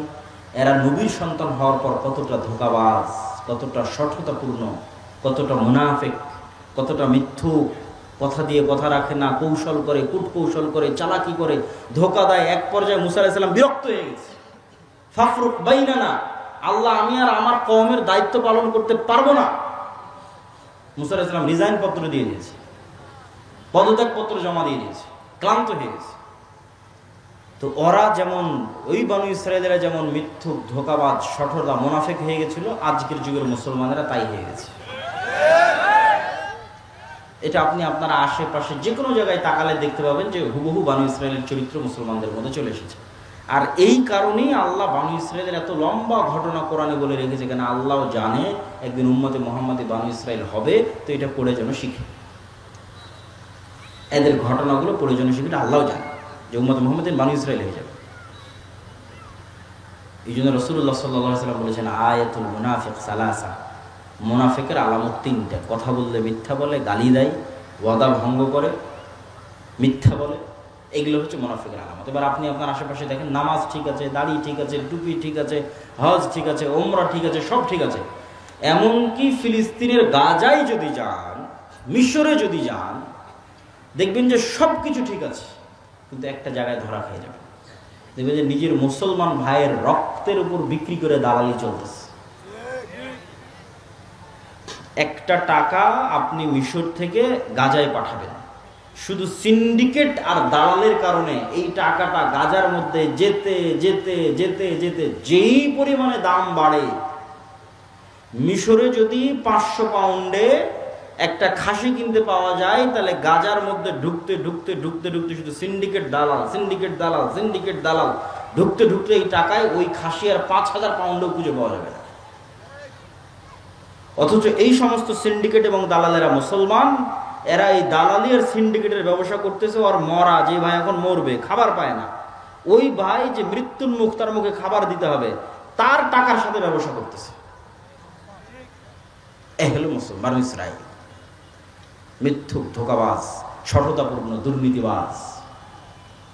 এই জন্য এগুলো জালসা সম্মেলনের গত 16 বছর কত এমপি, মন্ত্রী, মিনিস্টার, চেয়ারম্যান, মেম্বার, এগুলোর অতিথি বিশেষ এসি, ডিসি, ওসিল্যান্ড, এসপি ছিল, যে বলা যায় 80-90% বেশি এগুলো জালসা, মাদ্রাসা, মসজিদ, এগুলোর কমিটির সভাপতি, সেক্রেটারি, আর অন্তত 50% বেশি উমরাকারী হাজি, আর অন্তত 10% আছে তাহাজ্জুদের সালাত আদায়কারী। কিন্তু নিজ নিজ দায়িত্বের জায়গায় সবগুলো মিথ্যুক, চোর আর বাটপার। এই হলো বানু ইসরাঈল। মানে দেখাচ্ছে একটা, আসলে হচ্ছে একটা বানু ইসরাঈল। এগুলো হচ্ছে গোলামের স্বভাব। তবে এই যে গোলামের স্বভাব আমরা চলে এসেছি, আপনাদের মনে কি এটা প্রশ্ন হয় না যে ইব্রাহিম আলাইহিস সালামের সন্তানেরা কেমন এরকম হয়ে গেল? প্রশ্ন হয় না? হয় না? এই প্রশ্নের উত্তর নিতে হবে। তো এই প্রশ্নের উত্তর দেওয়ার আগে, তার আগে 2 মিনিট একটা জরুরি একটা আবেদন আছে যে আপনাদের মধ্যে এই প্রতিষ্ঠানের সহযোগিতার জন্য হয়তো চাদর নিয়ে যাবে, আপনারা অবশ্যই প্রতিষ্ঠানের সহযোগিতা করবেন। কেননা সহযোগিতার বিষয়ে একটা জিনিস আপনাদের মনে রাখতে হবে, যে আপনি মনে করেছেন না দিব না, ওকে দিব না টাকা, না, আপনি প্রতিষ্ঠানকে বঞ্চিত করলেন না, আপনি নিজে একটা ভালো কাজ থেকে বঞ্চিত হয়ে গেলেন। আপনি চিন্তা করছেন একরকম, বিষয়টা ঘটছে আর একরকম। এখানে আর 2টা উদাহরণ দিই। ফেতরা দিয়েছেন না সবাই? ফেতরা দিয়েছেন মাশাআল্লাহ। হাদিসে রাসূল সাল্লাল্লাহু আলাইহি ওয়াসাল্লাম বলছে কি, ফেতরা হচ্ছে সিয়ামের মধ্যে যদি কোনো ভুল ত্রুটি হয় তার কাফারা। কেউ যদি দিনের বেলা সিয়াম অবস্থায় তার স্ত্রীর কাছে যায়, তা আল্লাহ নবী বলছে কাফারা একটানা 60 দিন রোজা, না হয় 60 দিন মিসকিন খাওয়া, না হয় গোলাম আজাদ করো। তার মানে দুনিয়াতেই ইবাদতের মধ্যে ত্রুটি হলে ধন সম্পদ দিয়ে, টাকা পয়সা দিয়ে, জরিমানা দিয়ে বাঁচা যাচ্ছে। কথা মনে আমি বুঝাতে পারি? দুনিয়াতেই যখন ইবাদতের মধ্যে গুনাহ হয়ে যাচ্ছে, তখন আল্লাহ সিস্টেম তৈরি করে দিয়েছে দুনিয়াতেই তুমি তোমার ইবাদতের ভুলের কাফারা দিয়ে দিতে পারবা, টাকা দিয়ে, ধন সম্পদ দিয়ে। এই সিস্টেম কিয়ামতের মাঠেও চলবে। কিন্তু কিয়ামতের মাঠে তখন তো আর টাকা বানানোও যাবে না, আর টাকা থাকবেও না। তাহলে এখন যারা আগে থেকে সেভিং অ্যাকাউন্টে জমা করে রাখবে টাকা পয়সা, ধন দৌলত আল্লাহর কাছে, আল্লাহকে কর্জ দিয়ে রাখবে, আল্লাহ ওগুলোকে আবাদ করবে, বাড়াবে। আল্লাহ বলছে তুমি যেমন একটা ধানের গাছ পুতলা, সেখান থেকে যেমন 100 ধানের শীষ বের হবে, আমার কাছে টাকা দাও, আমি এটাকে বাড়াতেই থাকবো। তারপরে কিয়ামতের মাঠে তুমি যেদিন উপস্থিত হয়ে দেখবা কার নামে গীবত করেছো, কাকে অপবাদ দিয়েছো, কোথায় ঠিক মতো নামাজ পড়োনি, কোথায় রোজা ছুটে গেছে, কত রকমের এলোমেলো হয়ে গেছে। তখন তোমার এই টাকা দিয়ে আস্তে আস্তে কাফারা হবে, তুমি বেঁচে জান্নাতে চলে যাবে। এই জন্য আব্দুর রাজ্জাক বিন ইউসুফ বলেছে যে দান হচ্ছে শক্তিশালী, পাওয়ারফুল ইবাদত, অন্য সবগুলোকে কাভার দিতে পারে। আর কোনো ইবাদত আর একটাকে কাভার দিতে পারে না। হজে যান, দেখবেন যে একটা ইবাদত ছুটে গেছে, কথার কথা আপনি একটা ভুল করে ফেলেছেন, তখন আপনাকে মুআল্লিম বলবে দম দিতে হবে। দম কি? এটা খাসি জবাই করতে হবে। তো খাসি জবাই করতে কি লাগবে? টাকা লাগবে। তো টাকা দিয়ে খাসি জবাই করে হজের একটা ভুল শুধরে গেছে। সম্মানিত উপস্থিতি, তা আপনাদের মধ্যে যারা চাদর হাতে যাবে, আমাদের বক্তব্য অব্যাহত থাকবে এবং খুবই গুরুত্বপূর্ণ আলোচনা, না শুনে অধৈর্য হয়ে আপনারা যাবেন না, তার মধ্যে সহযোগিতাও করতে থাকবেন।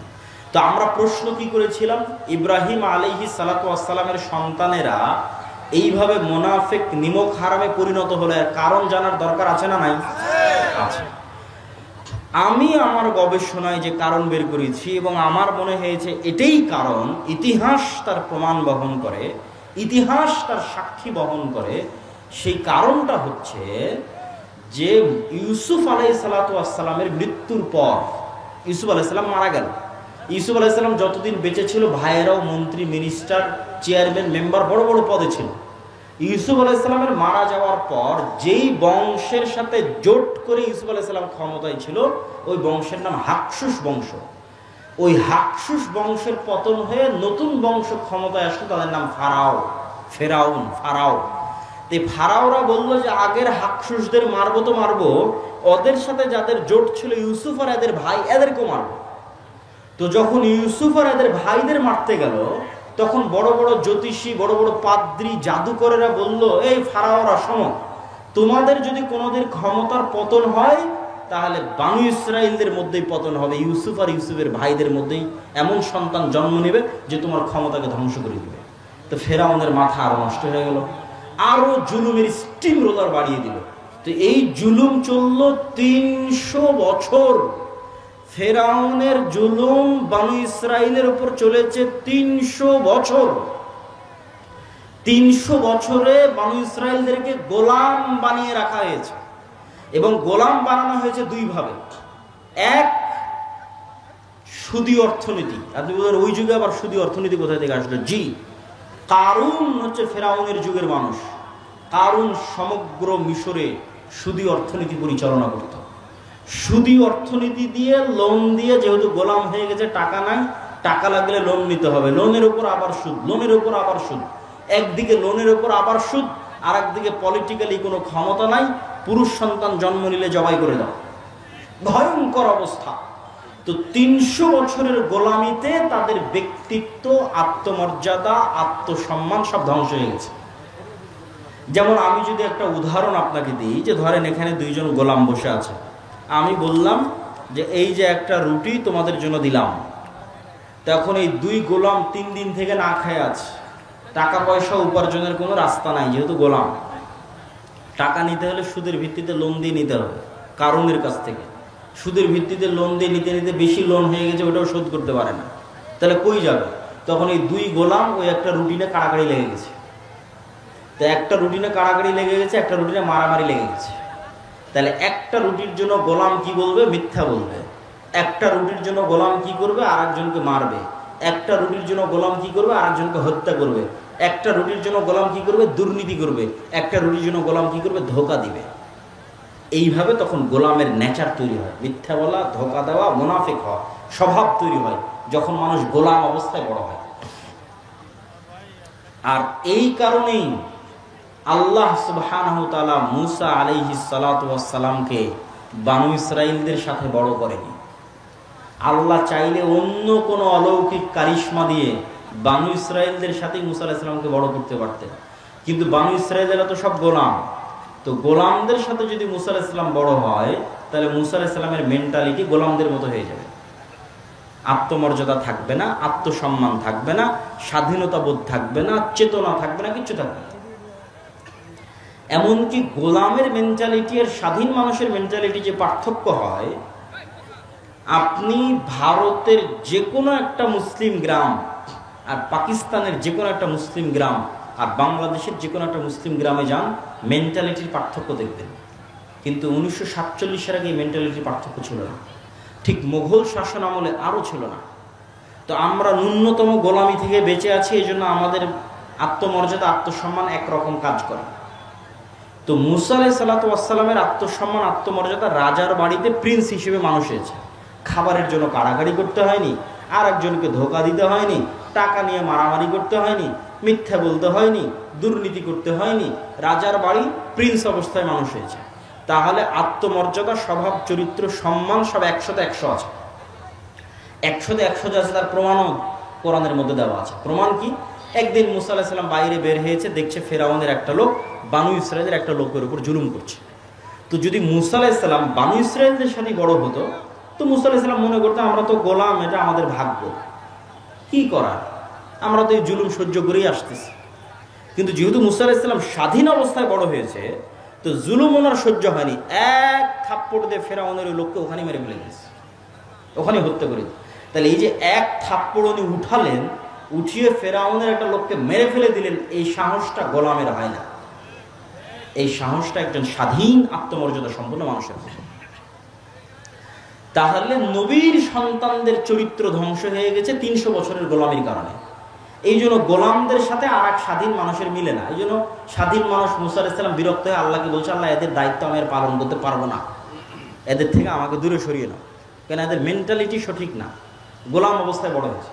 তো ঠিক আমরা এই যুগের মুসলমানেরা আজ থেকে 150, 200, 300 বছর আগের মুসলমানদের থেকে আলাদা কেন? আজ থেকে 200-300 মুসলমান, আমি একজন হাজি, আমি একজন নামাজি, আল্লাহওয়ালা, ওমরাকারী, আমি ওসি, ডিসি, এসপি, মন্ত্রী, সাধারণ মানুষ, মসজিদ, মাদ্রাসা, বিভিন্ন জায়গায় কমিটির সাথে যুক্ত, অনেক কিছু। তা আমি আমার বোনকে সম্পত্তিতে সঠিকভাবে ভাগ বুঝিয়ে দিই। বোনকে বলছি, বোন ভুল হয়ে গেছে, আমাকে ক্ষমা করে দিই। বোন মাফ করে দিয়েছে, আমি জান্নাতে চলে গেছি, হতে পারে এটা। বোন ক্ষমা করে দিয়েছে, আমি জান্নাতে, এটা হতে পারে। কিন্তু আল্লাহ কোনোদিন এটা করবেন না, আমাকে যোগ্য মনে করবেন না যে আমি এই রাষ্ট্রের নেতা হব। নেতা হওয়ার যোগ্য আল্লাহ কোনোদিন আমাকে মনে করবে না। আল্লাহ আমাকে কোনোদিন নেতা বানাবেন না, তার দয়ায় কোনোদিন বানাবেন না। কেননা আল্লাহ জানে এটা গোলামের স্বভাব। একে যদি নেতা বানিয়ে দিই, যে তার বোনের সাথে দুর্নীতি করেছে, ও তো রাষ্ট্রপ্রধান হলে গত 16 বছর যা দুর্নীতি হয়েছে, হচ্ছে বেশি দুর্নীতি করেছে। গত 16 বছর তো তাহাজ্জুদ পড়েই দুর্নীতি হয়েছে। তাহলে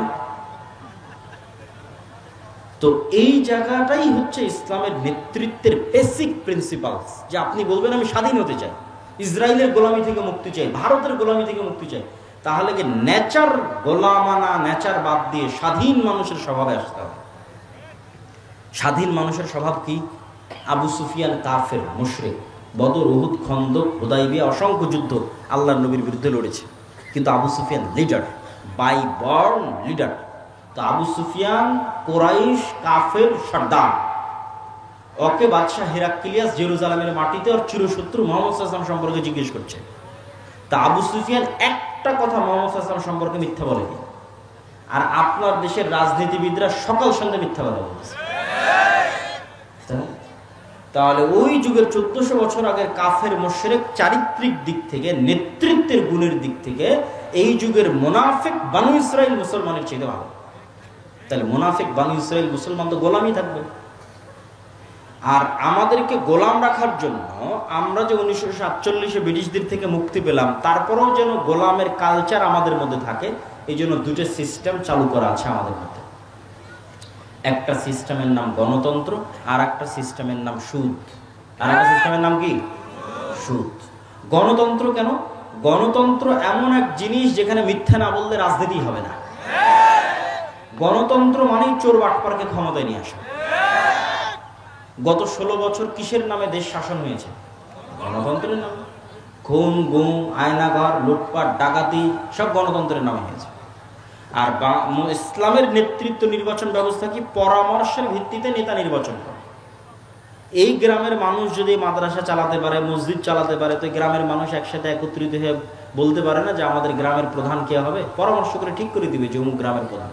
কঠিন কিছু না, ঠিক করতে পারে। কিন্তু গণতন্ত্র কি বলছে? না, এভাবে ঠিক করা যাবে না। তোমরা গ্রামের সব মানুষ একসাথে বসে তোমাদের গ্রামের প্রধান নির্বাচন করবে, তাহলে তো তোমরা সব সত্যবাদী, ন্যায়পরায়ণ হবে, আমানতদার হয়ে যাবে। তোমরা তো কেউ মিথ্যা বলা শিখবে না। তাহলে তোমাদের মধ্যে নেতা নির্বাচন হবে কিভাবে?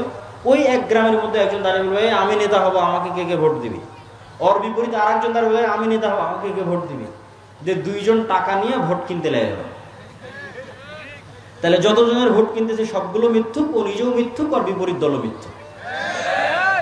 তাহলে মিথ্যা বলার কালচার অব্যাহত আছে। যতদিন মিথ্যা বলার কালচার অব্যাহত আছে ততদিন সে নেতা হওয়ার যোগ্য হচ্ছে না, সে গোলাম থাকার যোগ্য হিসেবে বিবেচিত হচ্ছে। তাহলে এই জন্য গণতন্ত্র যতদিন থাকবে এটা মুসলমানদের জন্য অভিশাপ। আর ইসলামের নেতৃত্ব ব্যবস্থা কি? পরামর্শের ভিত্তিতে নেতা। পরামর্শের ভিত্তিতে নেতা করলেই আপনি আপনার চেয়ে ভালো কাউকে ঠিক করবেন। মানে যখন 5ই আগস্টে সরকার বিদায় নিল, তখন ছাত্ররা যদি বলতো যে এখন গণতন্ত্রের ভিত্তিতে নেতা নির্বাচন হবে, তাহলে ছাত্ররা মারামারি লেগে যেত, এই আমি নেতা হবে আমাকে ভোট দেবো, তো আমি নেতা হবে আমাকে ভোট দেবে। ওদের মধ্যে মারামারি লেগে যেত। ওরা বলছে না, আমাদের চেয়ে একজন যোগ্য কাউকে দরকার যে দেশ চালাবে, চলো পরামর্শ করি কে যোগ্য। তখন মানুষ নিজের চেয়ে আরেকজন ভালো চিন্তা করে যে কে যোগ্য হতে পারে। তাহলে ইসলামের নেতৃত্ব নির্বাচনে যোগ্য ব্যক্তি আসে। এখন যোগ্য মানুষ দেশ চালাচ্ছে, তো এই যোগ্য মানুষকে সরাতে হবে, তার জন্য কি লাগবে? গণতন্ত্র। তাহলে গণতন্ত্র কত নিকৃষ্ট, কত জঘন্য, কত বাটপার। যোগ্য মানুষকে সরিয়ে চোর বাটপারকে বসাবে, তার নাম গণতন্ত্র। এই জন্য গণতন্ত্রকে ঠিকভাবে প্রতিষ্ঠা করতে পারেনি। কখনোই গণতন্ত্র সঠিকভাবে গণতন্ত্র প্রতিষ্ঠা করতে পারেনি। কেউ গণতন্ত্র মানে জনগণের শাসন। এখানে আসলে জনগণের শাসন হয় না। দল নির্ধারণ করে দেয় কাকে মনোনয়ন দিবে, তাও আবার নিবন্ধনপ্রাপ্ত রাজনৈতিক দল নির্ধারণ করে দিবে অমুককে মনোনয়ন দিবে। তো মনোনয়নও তো বিক্রি হয়, যার টাকা বেশি আছে সে টাকা দিয়ে মনোনয়ন কিনে নিবে। তাহলে কিসের জনগণের নির্ধারণ হলো যে আমি অমুককে প্রার্থী নির্ধারণ করলাম? মিথ্যা কথা, ডাহা মিথ্যা কথা।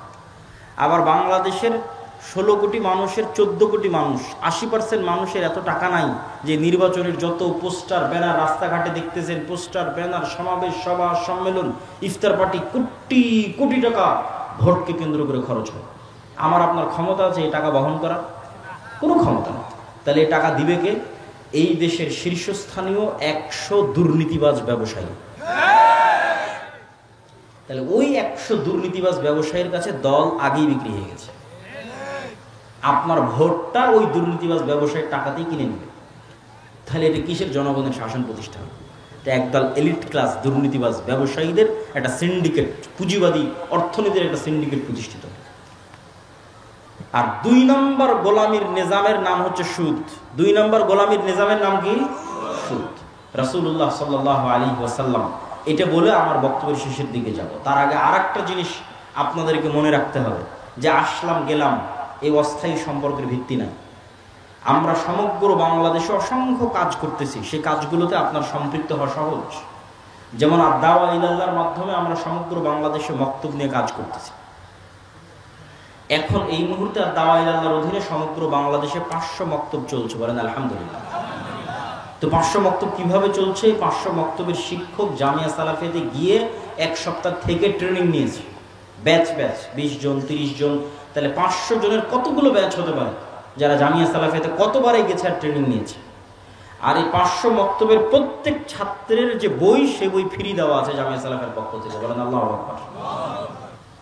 এবং এই রমজানে, যে রমজান গেল এবং যে রমজানের ঈদ গেল, এই রমজানের ঈদে 500 মক্তবে ন্যূনতম হলেও হাদিয়া 500 মক্তবের ইমামের জন্য বন্টন করা আছে। 2000 হোক 3000 হোক, সাধ্য অনুযায়ী দেওয়া আছে, তাদেরকে মূল্যায়ন করা আছে, চেষ্টা করা আছে মূল্যায়ন করার। তাহলে আপনি আপনার মক্তবকে দাওয়ায়ে ইলাল্লাহর অধীনে করবেন, এর জন্য আপনাকে কিছুই করা লাগতেছে না। আপনাকে সিদ্ধান্ত নিতে হবে আপনার শিক্ষককে জামিয়া সালাফিতে ট্রেনিংয়ে পাঠাতে হবে। ওই ট্রেনিংয়ের যাতায়াত খরচটাও আমরা দেব, ওই ট্রেনিংয়ের যাতায়াত খরচটাও আমরা দেব, ওই ট্রেনিংয়ের থাকা খাওয়া খরচটাও আমরা দেবো, ট্রেনিং ফিটাও আমরা দেবো। কিচ্ছু মসজিদকে দিতে হবে না, মসজিদ কমিটিকে দিতে হবে না। তারপরেও যদি একটা মানসম্মত বক্তব্য আমরা চালাতে না পারি, তাহলে সেটার জন্য জবাব আমাকে নয়, যারা এটার সাথে সম্পৃক্ত হচ্ছে না তাদেরকে দিতে হবে। কেননা ওখানে ট্রেনিং নিয়ে নির্ধারিত সিলেবাসে নির্ধারিত সময়ে ব্যাচ ভিত্তিক, যখন ব্যাচ শেষ হয় পড়ার মান বাড়ে। এই কাজের সাথে আপনাদের যুক্ত হতে হবে। আমরা আরেকটি উদ্যোগ হাতে নিয়েছি, কর্জে হাসানা প্রজেক্ট। এই কর্জে হাসানা, সুদ মুক্ত কর্জে হাসানা ব্যাপকভাবে সবাইকে দিব, এটা কিন্তু আমাদের উদ্দেশ্য। আমাদের উদ্দেশ্য হচ্ছে যেই এলাকায়, যেই গ্রামে আমাদের অধীনে মক্তব পরিচালিত হচ্ছে, ওই মক্তবের মাধ্যমে, ওই মসজিদের মাধ্যমে, ওই দায়িত্বশীলের মাধ্যমে ওই গ্রামে কর্জে হাসানা দেওয়া হবে। এটা কেন? আমাদের মূল টার্গেট, মক্তব বলেন কর্জে হাসানা বলেন, আমাদের লাস্ট টার্গেট হচ্ছে মসজিদকে এম্পাওয়ার করা, মসজিদকে শক্তিশালী করা, ক্ষমতার ব্যালেন্স নিয়ে আসা। একটা গ্রামে শুধু মেম্বারের ক্ষমতা থাকবে আর মসজিদ শুধু মেম্বার আর চেয়ারম্যানের কথা উঠবে আর বসবে না, মসজিদের নিজস্ব একটা পাওয়ার থাকবে। এই পাওয়ার ক্রিয়েট করতে হবে সামাজিকভাবে, এবং এটা কঠিন কিছু না, এটা সহজ, করা যাবে। এর অনেকগুলো মূলনীতি আছে, অনেকগুলো বুদ্ধি আছে, তার মধ্যে এই দুইটা, আরো বুদ্ধি আছে। আর একটা বুদ্ধি কি, চেষ্টা করতে হবে মসজিদ মাদ্রাসাকে নিজ গণ্ডির বাইরে বের হয়ে এসে শুধু কোরআন হাদিস দার্স তাদরিস এটার মধ্যে না থেকে এর গণ্ডির বাইরে বের হয়ে এসে সমাজে যে অন্যায় অনাচার চলছে সেটাতেও বাধা দেওয়া, প্রতিবাদ করা। সমাজে অন্যায় অনাচার মানে গান বাজনার কথা বলি, সমাজে অন্যায় অনাচার মানে বেপরদার কথা বলি, এগুলো তো আমরা বলেইছি, বহুদিন থেকে আপনারা শুনেছেন।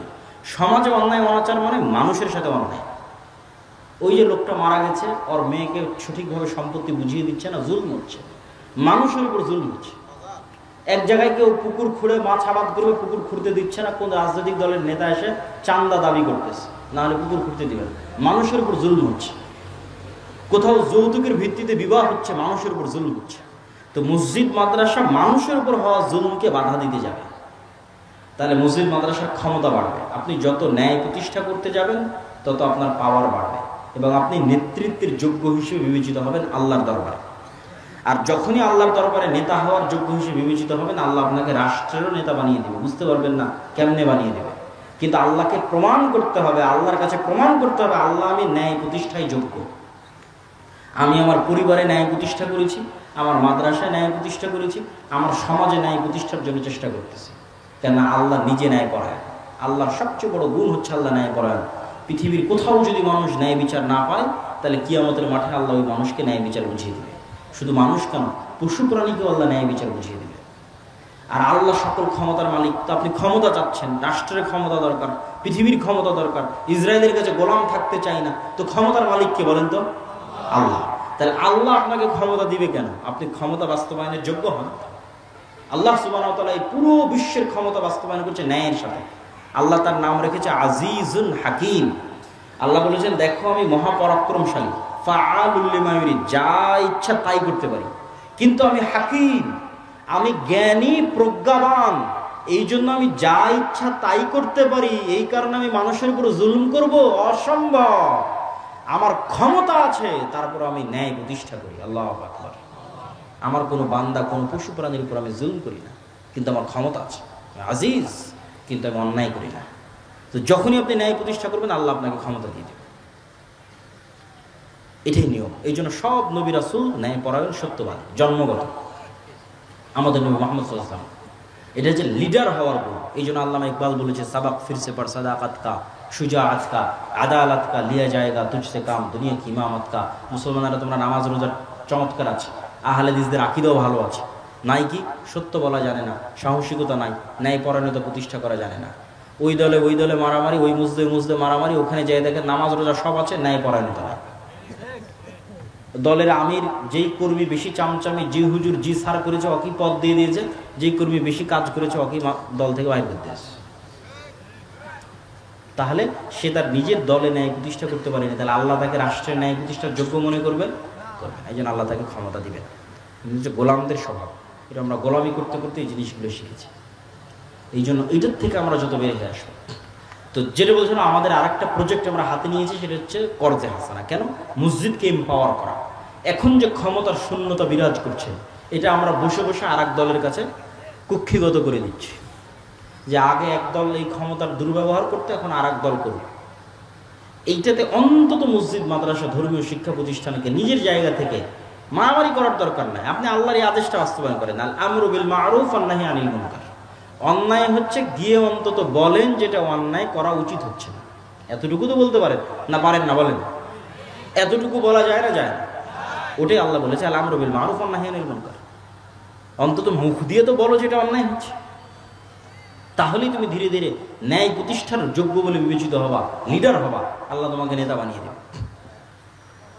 তো এই মসজিদকে এম্পাওয়ার করার জন্য আমাদের হচ্ছে করজে হাসানা প্রজেক্ট। এই মসজিদগুলোর মাধ্যমেই সেগুলো ধীরে ধীরে বন্টন হতে থাকবে, এবং আল্লাহ সুবহানাহু ওয়া তাআলা চাইলে এই ফান্ড একদিন হয়তো অনেক বড় হতে পারে, আরও অসংখ্য মসজিদের অধীনে আসতে পারে। তো এইটা আল্লাহ সুবহানাহু ওয়া তাআলার ইচ্ছা, আল্লাহর দয়া এবং রহমতের কমতি নাই। যখন আমরা মক্তবের কাজ শুরু করেছিলাম, তখন কোনোদিন ভাবিনি এটা 500 মক্তবে পৌঁছবে। এখন যদি হিসাব করা হয় যে 500 মক্তবকে ট্রেনিং দিতে, বই দিতে কত টাকা খরচ হয়েছে, ওই টাকার এখন হিসাব দাঁড় করালে, যদি ওই দিন হিসাব করতাম যে 500 মক্তব চালু করতে এত খরচ হবে, তাহলে ভয়ে জীবনেও শুরু করতাম না। কিন্তু এতদিনে হয়ে গেছে, কখন কিভাবে হয়ে গেছে। তো এই জন্য আল্লাহ সুবহানাহু ওয়া তাআলা যদি দয়া করে, আল্লাহ সুবহানাহু ওয়া তাআলা যদি কবুল করে, আমরা দোয়া করি যে আল্লাহ কবুল করুক, বলেন আল্লাহুম্মা। দেখবেন এটাও একদিন অনেক দূর, অনেক বড় একটা পর্যায়ে পৌঁছে গেছে। তৃতীয়, আমাদের আর একটা প্রজেক্ট আছে জামিয়া সালাফিয়ার মতো উন্নত মানের শিক্ষা প্রতিষ্ঠান, যেখানে বিডার অনুমোদন নিয়ে বিদেশি শিক্ষকরা স্থায়ী থাকে। যে বিডাই যে ইনভেস্টমেন্ট সামিট করতেছে, বিডার প্রধান আশিক, যে ইনভেস্টমেন্ট সামিট হচ্ছে, দেশের বিশ্বের বড় বড় ব্যবসায়ীরা আসতেছে, সিইওরা আসতেছে, ওই বিডার অনুমোদন নিয়ে জামিয়া সালাফিয়াতে বিদেশি শিক্ষক সবসময় থাকে, দার্স দেয়। আর বাহির থেকে, সৌদি থেকে তো আসতেই থাকে। অন্তত গত 12 মাসে, গত 1 বছরে অন্তত 10-এর অধিক সৌদি আরবের শিক্ষক জামিয়া সালাফিয়াতে দার্স দিয়েছে। মদিনা ইসলামী বিশ্ববিদ্যালয়ের সাথে মহাদালত আছে।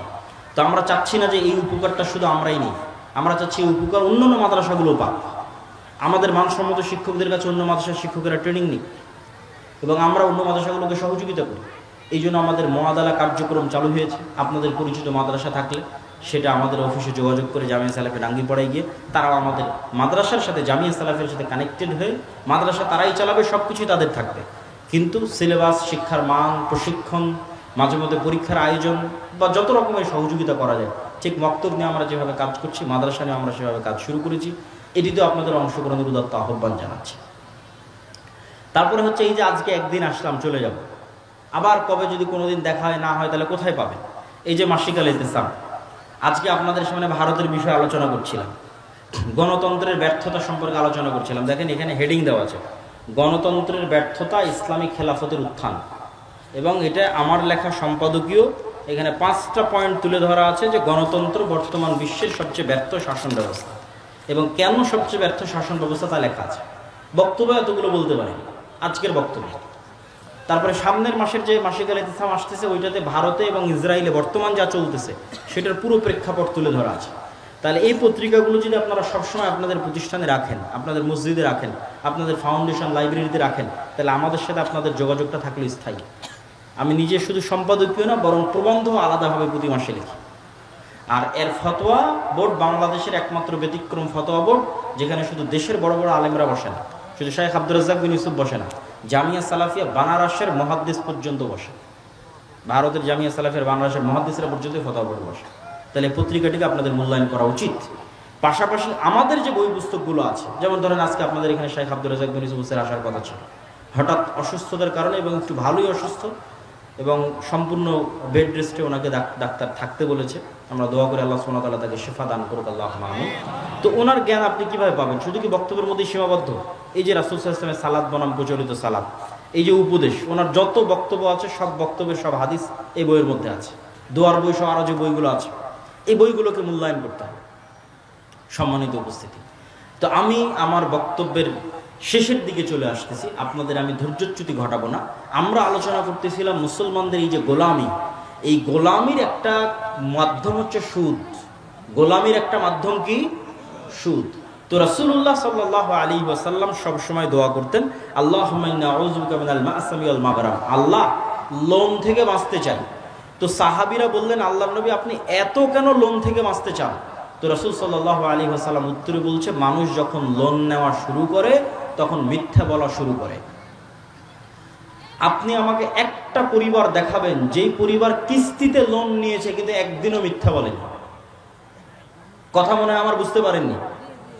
একটা পরিবার দেখাবেন যেই পরিবার কিস্তিতে লোন নিয়েছে কিন্তু একদিনের জন্য মিথ্যা বলেনি। এরকম একটা পরিবার খুঁজে নিয়ে আসবেন যে ভাই একটা পরিবার খুঁজে পেয়েছি তারা কিস্তিতে লোন নিয়েছে কিন্তু ওই পরিবারের কেউ মিথ্যা বলেনি। আল্লাহর নবী বলছেন মানুষ যখন লোন নেওয়া শুরু করে তখন কি বলা শুরু করে? মিথ্যা বলা শুরু করে। তাহলে মিথ্যা থেকে বাঁচতে হবে কেন? মিথ্যা বললে যে নেতা হতে পারবে না, লিডার হতে পারবে না, গোলাম থাকবে। ইসরায়েলের গোলাম, ভারতের গোলাম, আমেরিকার গোলাম, নেতা তো হতে পারবে না। হয়তো ক্ষমা টমা নিয়ে মাপটা আপনি জান্নাতে যেতে পারবে কিন্তু পৃথিবীতে নেতা তো হতে পারবে না। নেতা হতে হলে মিথ্যা থেকে বাঁচতে হবে, ধোঁকা, সততা, দুর্নীতি থেকে বাঁচতে হবে, ন্যায়পরায়ণ হতে হবে, সত্যবাদী হতে হবে। এর জন্য লোন থেকে বাঁচতে হবে। যখনই মানুষ লোনে চলে যাবে তখন আর আত্মমর্যাদা বিক্রি হয়ে গেছে, আত্মসম্মান বিক্রি হয়ে গেছে। এই জন্য ইসলামে লোনের কোনো সিস্টেমই নাই, বিলাসী পণ্যের জন্য লোনের কোনো সিস্টেমই নাই। মানে আপনি কর্জে হাসানাই নিবেন, ধরেন আমার কর্জে হাসানাই দরকার, কিন্তু কর্জে হাসানা আপনি একটা সাইকেল কেনার জন্য নিবেন, কর্জে হাসানা একটা মোবাইল কেনার জন্য নিবেন, কর্জে হাসানা একটা দামি জুতা কেনার জন্য নিবেন, কর্জে হাসানা এসি কেনার জন্য নিবেন, কর্জে হাসানা ফ্রিজ কেনার জন্য নিবেন, এর কোনো বৈধতা ইসলামে আছে আমার জানা নেই। যে মানুষ কর্জে হাসানায় নিবে, সুদমুক্তই নিবে কিন্তু বিলাসী পণ্য কেনার জন্য, এর কোনো বৈধতা ইসলামে আছে আমার জানা। ভুল হতে পারে, আমার গবেষণা ভুল হতে পারে। তাহলে মানুষ কর্জে হাসানায় নিবে কখন? যখন মরে যাচ্ছে, মেডিকেলে, অপারেশনে, বিয়ে দিতে পারে না, সমস্যা, পড়াতে পারে না, তখন কর্জে হাসানায়। তাহলে আপনাকে আমি এটা বুঝাচ্ছি কি, মানে বিলাসী পণ্য কর্জে হাসানা দিয়েও নেওয়া যাবে না, সেখানে সুদযুক্ত লোন দিয়ে কিভাবে নেবে? আমি মনে বুঝাতে পারি। মানে ইসলামের লোনের কনসেপ্টটা এইরকম, সেটা হচ্ছে অল্পে তুষ্ট।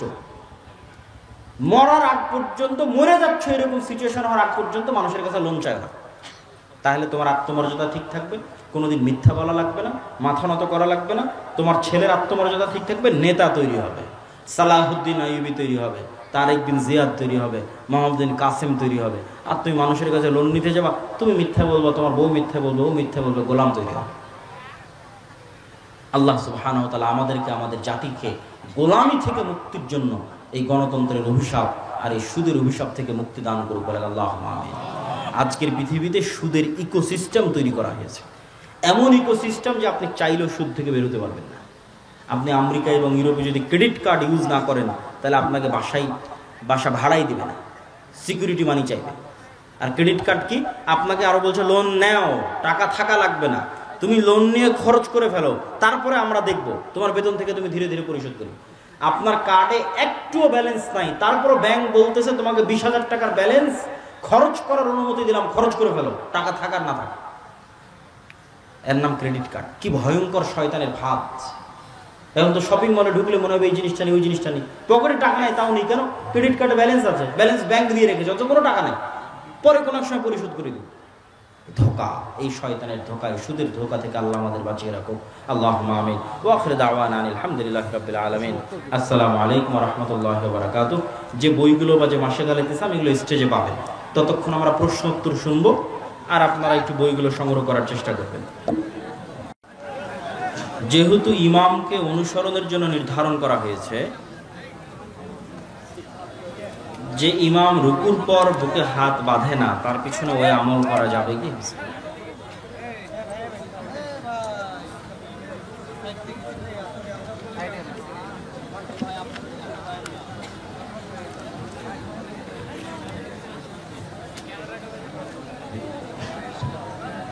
ইমামের অনুসরণটা রুকু, সিজদা, সালাতের যে সিনক্রোনাইজ ধারাবাহিকতা সেটা ঠিক রাখতে। যদি আপনি এই প্রশ্ন উত্থাপন করেন তাহলে আমি আপনাকে বলবো ইমাম রুকুতে সুবহান রাব্বিয়াল আযীম 3 বার বললো না 10 বার বললো, তাকে আমি জানি? আমি জানি না। তাহলে ওই কয়বার বললো আমি কিভাবে বুঝবো? এটা আসলে অনুসরণের বিষয় নয়। অনুসরণের বিষয় হচ্ছে সে রুকুতে গেলে আমি রুকুতে যাচ্ছি কিনা, সে রুকু থেকে উঠলে আমি রুকু থেকে উঠছি কিনা। বেদাতি ইমামের পিছনে সালাত হবে কিনা? বেদাত যদি এমন হয় যে বেদাত মানুষকে কাফের করে দেয়, যেমন ধরেন মসজিদে কবর আছে এবং যে ইমাম সে সরাসরি কবর পূজারি এবং কবরের কাছেই চায়, তো এটা এমন বেদাত যে বেদাত মানুষকে কাফের করে দেয়। আবার একটা বেদাত হচ্ছে ধরেন একসাথে হাত তুলে দোয়া করে অথবা শবে বরাত খুব ধুমধাম করে পালন করে, এই বেদাত মানুষকে কাফের করে না। তো এরকম যদি বেদাতি হয় তার পিছনে সালাত আদায় করা যাবে, আর যদি কাফের বেদাতি হয় তাহলে সালাত আদায় করা যাবে না। হানাফিরা জান্নাতে যাবে কিনা জানাবেন। হানাফি হোক, শাফি হোক, হাম্বলি হোক, মালিকি হোক, আহলে হাদিস হোক, যদি আমল এবং আকীদা ঠিক থাকে জান্নাতে যাবে। আর আমল এবং আকীদা যদি ঠিক না থাকে আর গোটা গায়ে যদি আহলে হাদিস আর সালাফি লিখে রাখে তাও জান্নাতে যাবে না। বুঝেননি মনে আমার কথা? তাহলে মূল কথা হচ্ছে আমল এবং আকীদা। নাম মানুষ কি দিল সেটা ধর্তব্য নয়, জন্ম কোথায় হলো, বংশ কোথায় সেটা ধর্তব্য নয়। কিয়ামতের মাঠে আল্লাহ দেখবে তাকওয়া, পরহেজগারিতা এবং আমল, অন্তর দেখবে, আমল দেখবে। ঈদের মাঠে মহিলাদের সালাত আদায়ের ব্যবস্থা নাই, এখন মহিলারা কিভাবে সালাত আদায় করবে? ব্যবস্থা করতে হবে, এই অজুহাত কোনো মতেই গ্রহণ করা যাবে না। ঈদের মাঠে মহিলাদের সালাত আদায়ের ব্যবস্থা নাই, এই অজুহাত একটি অগ্রহণযোগ্য অজুহাত। যেখানে আর অপশন নাই সেখানে আপনি অপশন বের করবেন কিভাবে? কোনো অপশন নাই, অপশন এটাই যে সালাতের ব্যবস্থা করতে হবে। রুকুর পর হাত বাঁধা যাবে কি? মতভেদ আছে। হামিদ হাজি ইসলামিয়া মাদ্রাসা নামটি কি ঠিক? ব্যক্তি নামে মসজিদ মাদ্রাসার নাম হতে পারে। রাসূল সাল্লাল্লাহু আলাইহি ওয়াসাল্লামের সময় মসজিদের নাম বংশের নামে ছিল, সহিহ বুখারীতে অধ্যায় রচনা করা আছে। তবে যারা দান করেছে বা যারা অংশগ্রহণ করেছে তাদের অন্তরে যেন রিয়া কাজ না করে, যে আমার নামে একটা মাদ্রাসা হয়ে আছে, এটা অন্তরে রিয়া আসতে পারে, রিয়া কাজ যেন না করে, এই জন্য এমন একটা নাম দেওয়া যে নামটা অর্থবহ, যে নামের অর্থটা সুন্দর হবে, সেই নামের সাথে মাদ্রাসার নাম হবে। আর আমি মাদ্রাসার জন্য কাজ করব আল্লাহর সন্তুষ্টির জন্য, আমার নাম থাকলেই কি না থাকলেই। ও হ্যাঁ হ্যাঁ, আব্দুল হামিদ যোগ করতে হবে। আপাতত এই অবস্থায় থাকলে আব্দুল হামিদ যোগ করতে হবে, শুধু হামিদ হবে না। বিতির সালাতে হাত তুলে দোয়া করার পদ্ধতি কেমন? সালাতের বই আছে, নিয়ে যাও। সুর দিয়ে ওয়াজ করা যাবে কিনা? সুর দিয়ে ওয়াজ সরাসরি হারাম এরকম আমরা বলবো না, তবে রাসূল সাল্লাল্লাহু আলাইহি ওয়াসাল্লামের বক্তব্যের গতি সুর দিয়ে মজা করে রসিয়ে রসিয়ে আসলে ছিল না। রাসূলের বক্তব্যের গতি ছিল স্ট্রেট ফরওয়ার্ড, ভাব গাম্ভীর্যপূর্ণ, ব্যক্তিত্বপূর্ণ, মজাকের ছলে নয়, হাসির ছলে নয়, কৌতুক বা ড্রামার ছলে নয়, একদম শক্ত স্ট্রেট ফরওয়ার্ড কথা, ঠিক যেভাবে আপনাদের সাহেব আব্দুর রাজ্জাক বিন ইউসুফ আলোচনা করে। ফিতরা কিভাবে বন্টন করতে হবে, কয় ভাগে? ফিতরার একটাই ভাগ, ফকির মিসকিন। ফিতরা কি মাদ্রাসায় দেওয়া যাবে? মাদ্রাসায় ইতিম থাকলে দেওয়া যাবে। টাকা দিয়ে ফিতরা আদায় কি যাবে? যাবে না। সারা বিশ্বে একই দিনে ঈদ ও সিয়াম পালন করা যাবে কিনা? এগুলো সবাই জানেন যে কি উত্তর দিব, তাও মানুষ জিজ্ঞেস করে। বাড়ি থেকে বের হলেই কি সফর? বাড়ি থেকে বের হলেই সফর, সফরের উদ্দেশ্যে বের হলেই সফর।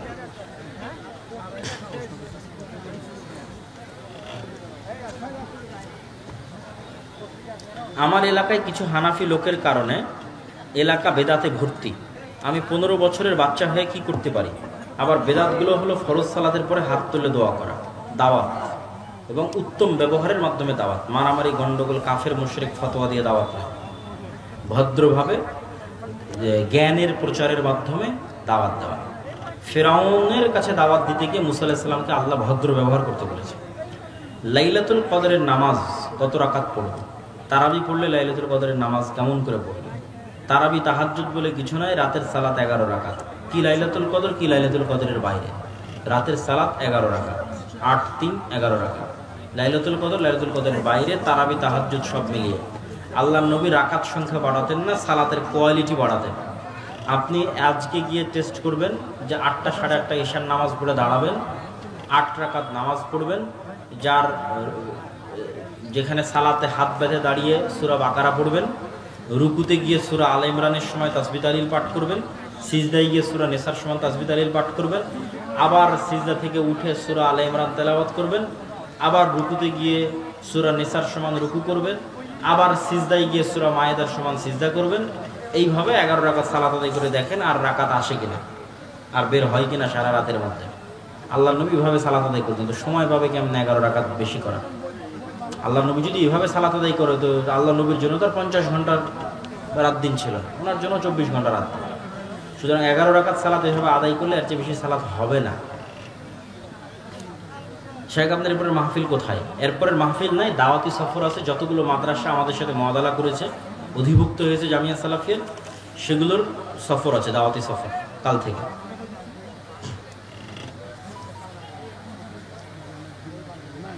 হাঁসের ডিম মুরগি দেওয়া যাবে কিনা? বুঝলাম না। মুরগিকে হাঁসের ডিম দিয়ে দেওয়া যাবে। কোয়ান্টাম মেথড বা কোয়ান্টাম ফাউন্ডেশন সম্পর্কে ইসলাম কি বলে? আমরা সঠিকভাবে ইসলাম পালন করি না, এই জন্য আমাদের কোয়ান্টাম মেথডের দরকার হয়। যে কোনো ব্যক্তি যে 5 ওয়াক্ত সালাত জামাতের সাথে আদায় করে নিয়মিত, 1 ওয়াক্ত সালাত মিস দেয় না, 5 ওয়াক্ত সালাত জামাতের সাথে আদায় করে, ইসলামের যে আকীদা, বিশ্বাস, আল্লাহর নবীর যে সুন্নাত, আল্লাহর ওপর যে ভরসা, আল্লাহর ওপর যে আস্থা, এই বিষয়গুলো পরিপূর্ণ তার মধ্যে আছে, তাহলে ওই ব্যক্তি কয়েক লক্ষ গুণ পাওয়ারফুল যে এই মিথ্যা কোয়ান্টাম মেথড করতেছে তার চেয়ে পাওয়ারফুল মানসিকভাবে।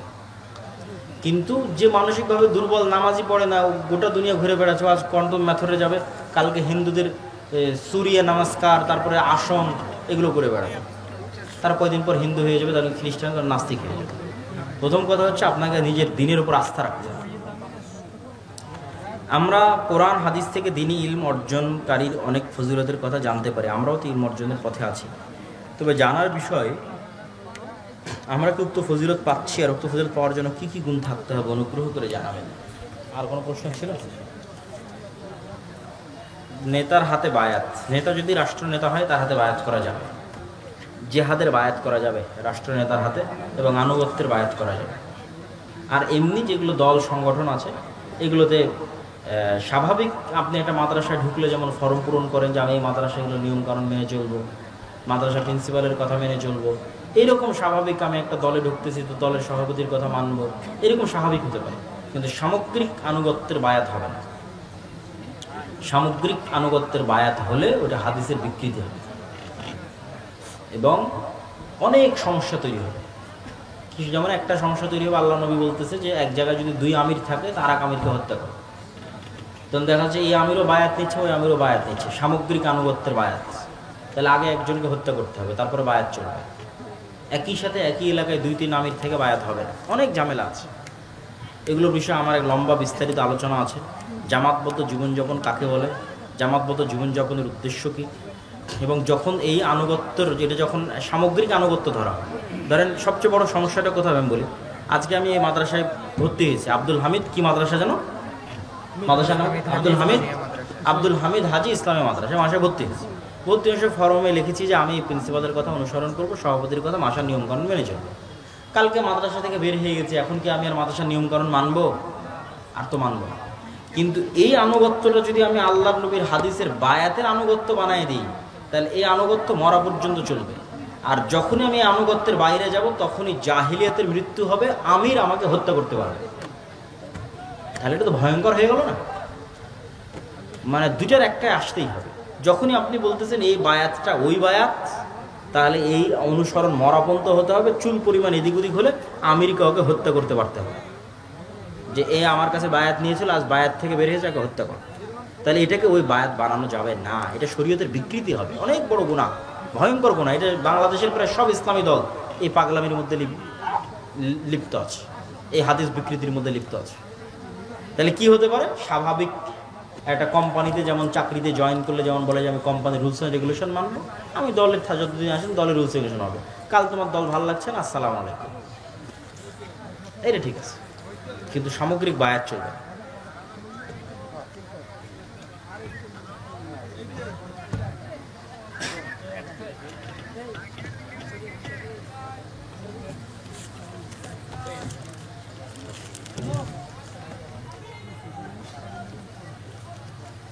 মসজিদ কমিটি গোমরাহ, এমন অবস্থায় কিভাবে সুন্নাত প্রতিষ্ঠা করবে? এমন অবস্থায় সুন্নাত প্রতিষ্ঠা করার একটাই উপায় হচ্ছে ধৈর্য, দাওয়াত এবং কিছু কৌশলগুলো আমাদের ইমামেরা চাইলে অবলম্বন করতে পারে, কিন্তু করে না। যেটা আমি বলেছি, ইমামদের এম্পাওয়ার করা, ইমামদের পাওয়ার বাড়ানো। তো কিভাবে পাওয়ার বাড়বে একটা ইমামের সামাজিক স্ট্যাটাস কিভাবে বাড়বে? ধরেন একটা ইমাম বেতন পায় 7,000 টাকা, কথার কথা, বা 10,000 টাকা বেতন পায়। 10,000 টাকা বেতনের মধ্যেও তো ইমাম তার ছেলে মেয়েকে খেলনা কিনে দিচ্ছে, 10,000 টাকা বেতনের মধ্যেও তার বাড়ির জন্য রান্নাবাড়ির ব্যবস্থা তৈরি হচ্ছে, কোনো একদিন ঘুরতে গেলে সেখানে ঘুরতে যাচ্ছে, মেয়েকে বিবাহ দিলে জামাইয়ের জন্য ঘড়ি কিনে দিচ্ছে দিচ্ছে। তো ওই 10,000 টাকার মধ্যেই যদি ইমাম চেষ্টা করে যে আজকে এই ঈদে আমি একটা হাদিয়া আমার মসজিদ কমিটির সভাপতিকে দিব, একটা ছোট্ট হাদিয়া আমার মসজিদ কমিটির সেক্রেটারিকে দিব, একটা হচ্ছে মসজিদ কমিটির ক্যাশিয়ারকে দিব, ওর নিজের টাকা থেকে দিব, তাহলে কি হবে? সভাপতি টাস্কি খেয়ে যাবে, কিরা আমি এতদিন ইমামকে দিয়ে আসলাম, আজ ইমাম আমাকে দিচ্ছে। এটা হলো সোশ্যাল স্ট্যাটাস তৈরি করা, এম্পাওয়ারমেন্ট, যে আপনি সভাপতিকে হাদিয়া দিচ্ছেন, ব্যালেন্স আসে। আপনি 5 বছর হাদিয়া দিয়ে দেখেন প্রতি ঈদে আপনার সভাপতিকে, তারপরে যদি আপনি সভাপতির লেভেলে না চলে গেছেন, সভাপতির আপনি বরাবর লেভেলে চলে যাবেন। কিন্তু আমরা তো সেটা করি না, খালি দেন, সভাপতি দেন, সেক্রেটারি দেন, বেতন দেন, সব দেন, নিতে নিতে গোলাম হয়ে গেছে। ব্যালেন্স তৈরি করতে হবে। এই সোশ্যাল স্ট্যাটাস এবং সোশ্যাল এম্পাওয়ারমেন্ট তৈরি করলে দেখবেন যে আপনি অটোমেটিক পরিবর্তন করতে পারতেছেন, এবং পরিবর্তন করার অনেক ভালো ভালো কৌশল আছে, সেই কৌশলগুলো অবলম্বন করতে পারেন। দেখা যাচ্ছে যে ভালো কাজ, আপনার যোগ্যতা, আপনার বক্তব্য, আপনার গুণ, ইয়াং জেনারেশনের সাথে আপনার কানেকশন, ইয়াং জেনারেশনের মধ্যে দাওয়াতি কাজ, তাদের সাথে কানেক্টিভিটি, এটা আপনাকে পাওয়ার দেবে যে আপনার ইয়াং জেনারেশনের সাথে কানেকশন আছে, তারা আপনার মসজিদে আসে, আপনি তাদের কথা বুঝেন, তারা আপনার কথা বুঝে, এর জন্য জ্ঞান লাগবে। ওই আগের যুগের পড়াশোনা দিয়ে আপনি তখন এই কানেক্টিভিটি তৈরি করতে পারবেন না। আধুনিক যুগেরও কিছু জ্ঞান অর্জন করতে হবে। আর এই বাচ্চাদের কী সমস্যা, এরা টিকটকে কী দেখে, রিলসে কী দেখে, কী ওদের মানসিক প্রবলেম, সেগুলো জেনে তাদের সাথে ডিল করতে হবে। তাহলে দেখুন ইয়াং জেনারেশনের সাথে কানেক্টিভিটি তৈরি হয়ে গেছে, আপনার জন্য স্পেস তৈরি হয়েছে। তো শুধু এক বাক্যে এগুলোর অ্যান্সার হয় না, এগুলো হিকমা, নিজ নিজ জায়গায় নিজ নিজভাবে আগাতে হয়। আমি দীর্ঘদিন ধরে ব্ল্যাক ম্যাজিকে আক্রান্ত, অনেক চিকিৎসা করেছি, কিন্তু কোনো উপকার হয়নি। এখন করণীয় কি? ইসলামের চিকিৎসার উপর যদি আপনার আস্থা থাকে, যে আস্থা আছে, বিশ্বাস আছে, তাহলে উপকার পাবেন। আর যদি 10 জায়গায় 10 কবিরাজের কাছে 10 ভাবে আপনি চিকিৎসা নিয়েছেন, আর কোনো জায়গায় আপনি আস্থা পান না, তাহলে উপকার পাবেন না। আস্থা পেতে হবে। আস্থাটা কি? যদি মুহাম্মদ সাল্লাল্লাহু আলাইহি ওয়াসাল্লামের জাদু সূরা নাস, ফালাক, ইখলাস দিয়ে কাটতে পারে, ধ্বংস হতে পারে, তাহলে আমার জাদু সূরা নাস, ফালাক, ইখলাস দিয়ে কেটে যাবে, ধ্বংস হয়ে যাবে। এই বিশ্বাস যত মজবুত হবে যে মুহাম্মদ সাল্লাল্লাহু আলাইহি ওয়াসাল্লামের জাদু নাস, ফালাক, ইখলাস ধ্বংস হয়ে গেছে, এই বিশ্বাস যত মজবুত হবে, তত দ্রুত আপনার ব্ল্যাক ম্যাজিক শেষ হয়ে যাবে। ব্ল্যাক ম্যাজিক কি? ব্ল্যাক ম্যাজিক হচ্ছে ভীত সন্ত্রস্ত মানুষকে ভয় দেখানো। জিন শয়তানের আসর কার ওপর লাগে? একবারে বেশি রাগান্বিত হয়ে গেছে ওর ওপর লাগে, একটু ভীত সন্ত্রস্ত তার ওপর লাগে। ব্ল্যাক ম্যাজিক কাকে লাগে? মানসিকভাবে মেন্টালি দুর্বল, তাকে ব্ল্যাক ম্যাজিক লাগে।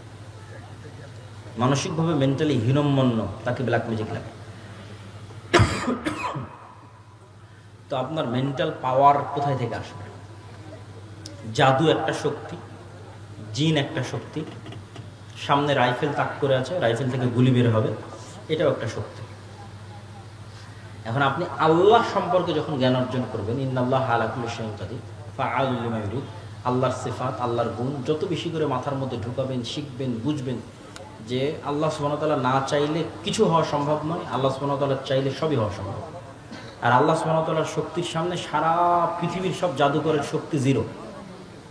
এক জাদুকর না, যে জাদুকরে ব্ল্যাক ম্যাজিক করেছে সে না, সারা পৃথিবীর সব জাদুকরের শক্তি আল্লাহর সামনে জিরো। ও মুসা আলাইহিস সালামের সামনে তৎকালীন বিশ্বের সব বড় বড় জাদুকর আসছিল। আল্লাহ মুসা আলাইহিস সালাম বলছেন, ভয় না পেয়ে লাঠি ছাড়ো, এটা তো আমার শক্তি। ও জাদুকরদের শক্তি, এটা যে আল্লাহর শক্তি। তো যখনই আল্লাহর উপর আস্থা এবং বিশ্বাস এবং কনফিডেন্স খুব বাড়বে, এমত অবস্থায় যখন আপনি আয়াতুল কুরসি পড়বেন, আয়াতুল কুরসিতে কি বলা আছে সেটা পড়বেন, সূরা বাকারার শেষ 2 আয়াত পড়বেন, সূরা ফাতিহা পড়বেন, নাস, ফালাক, ইখলাস পড়বেন, আর গভীর আস্থা আল্লাহর উপর।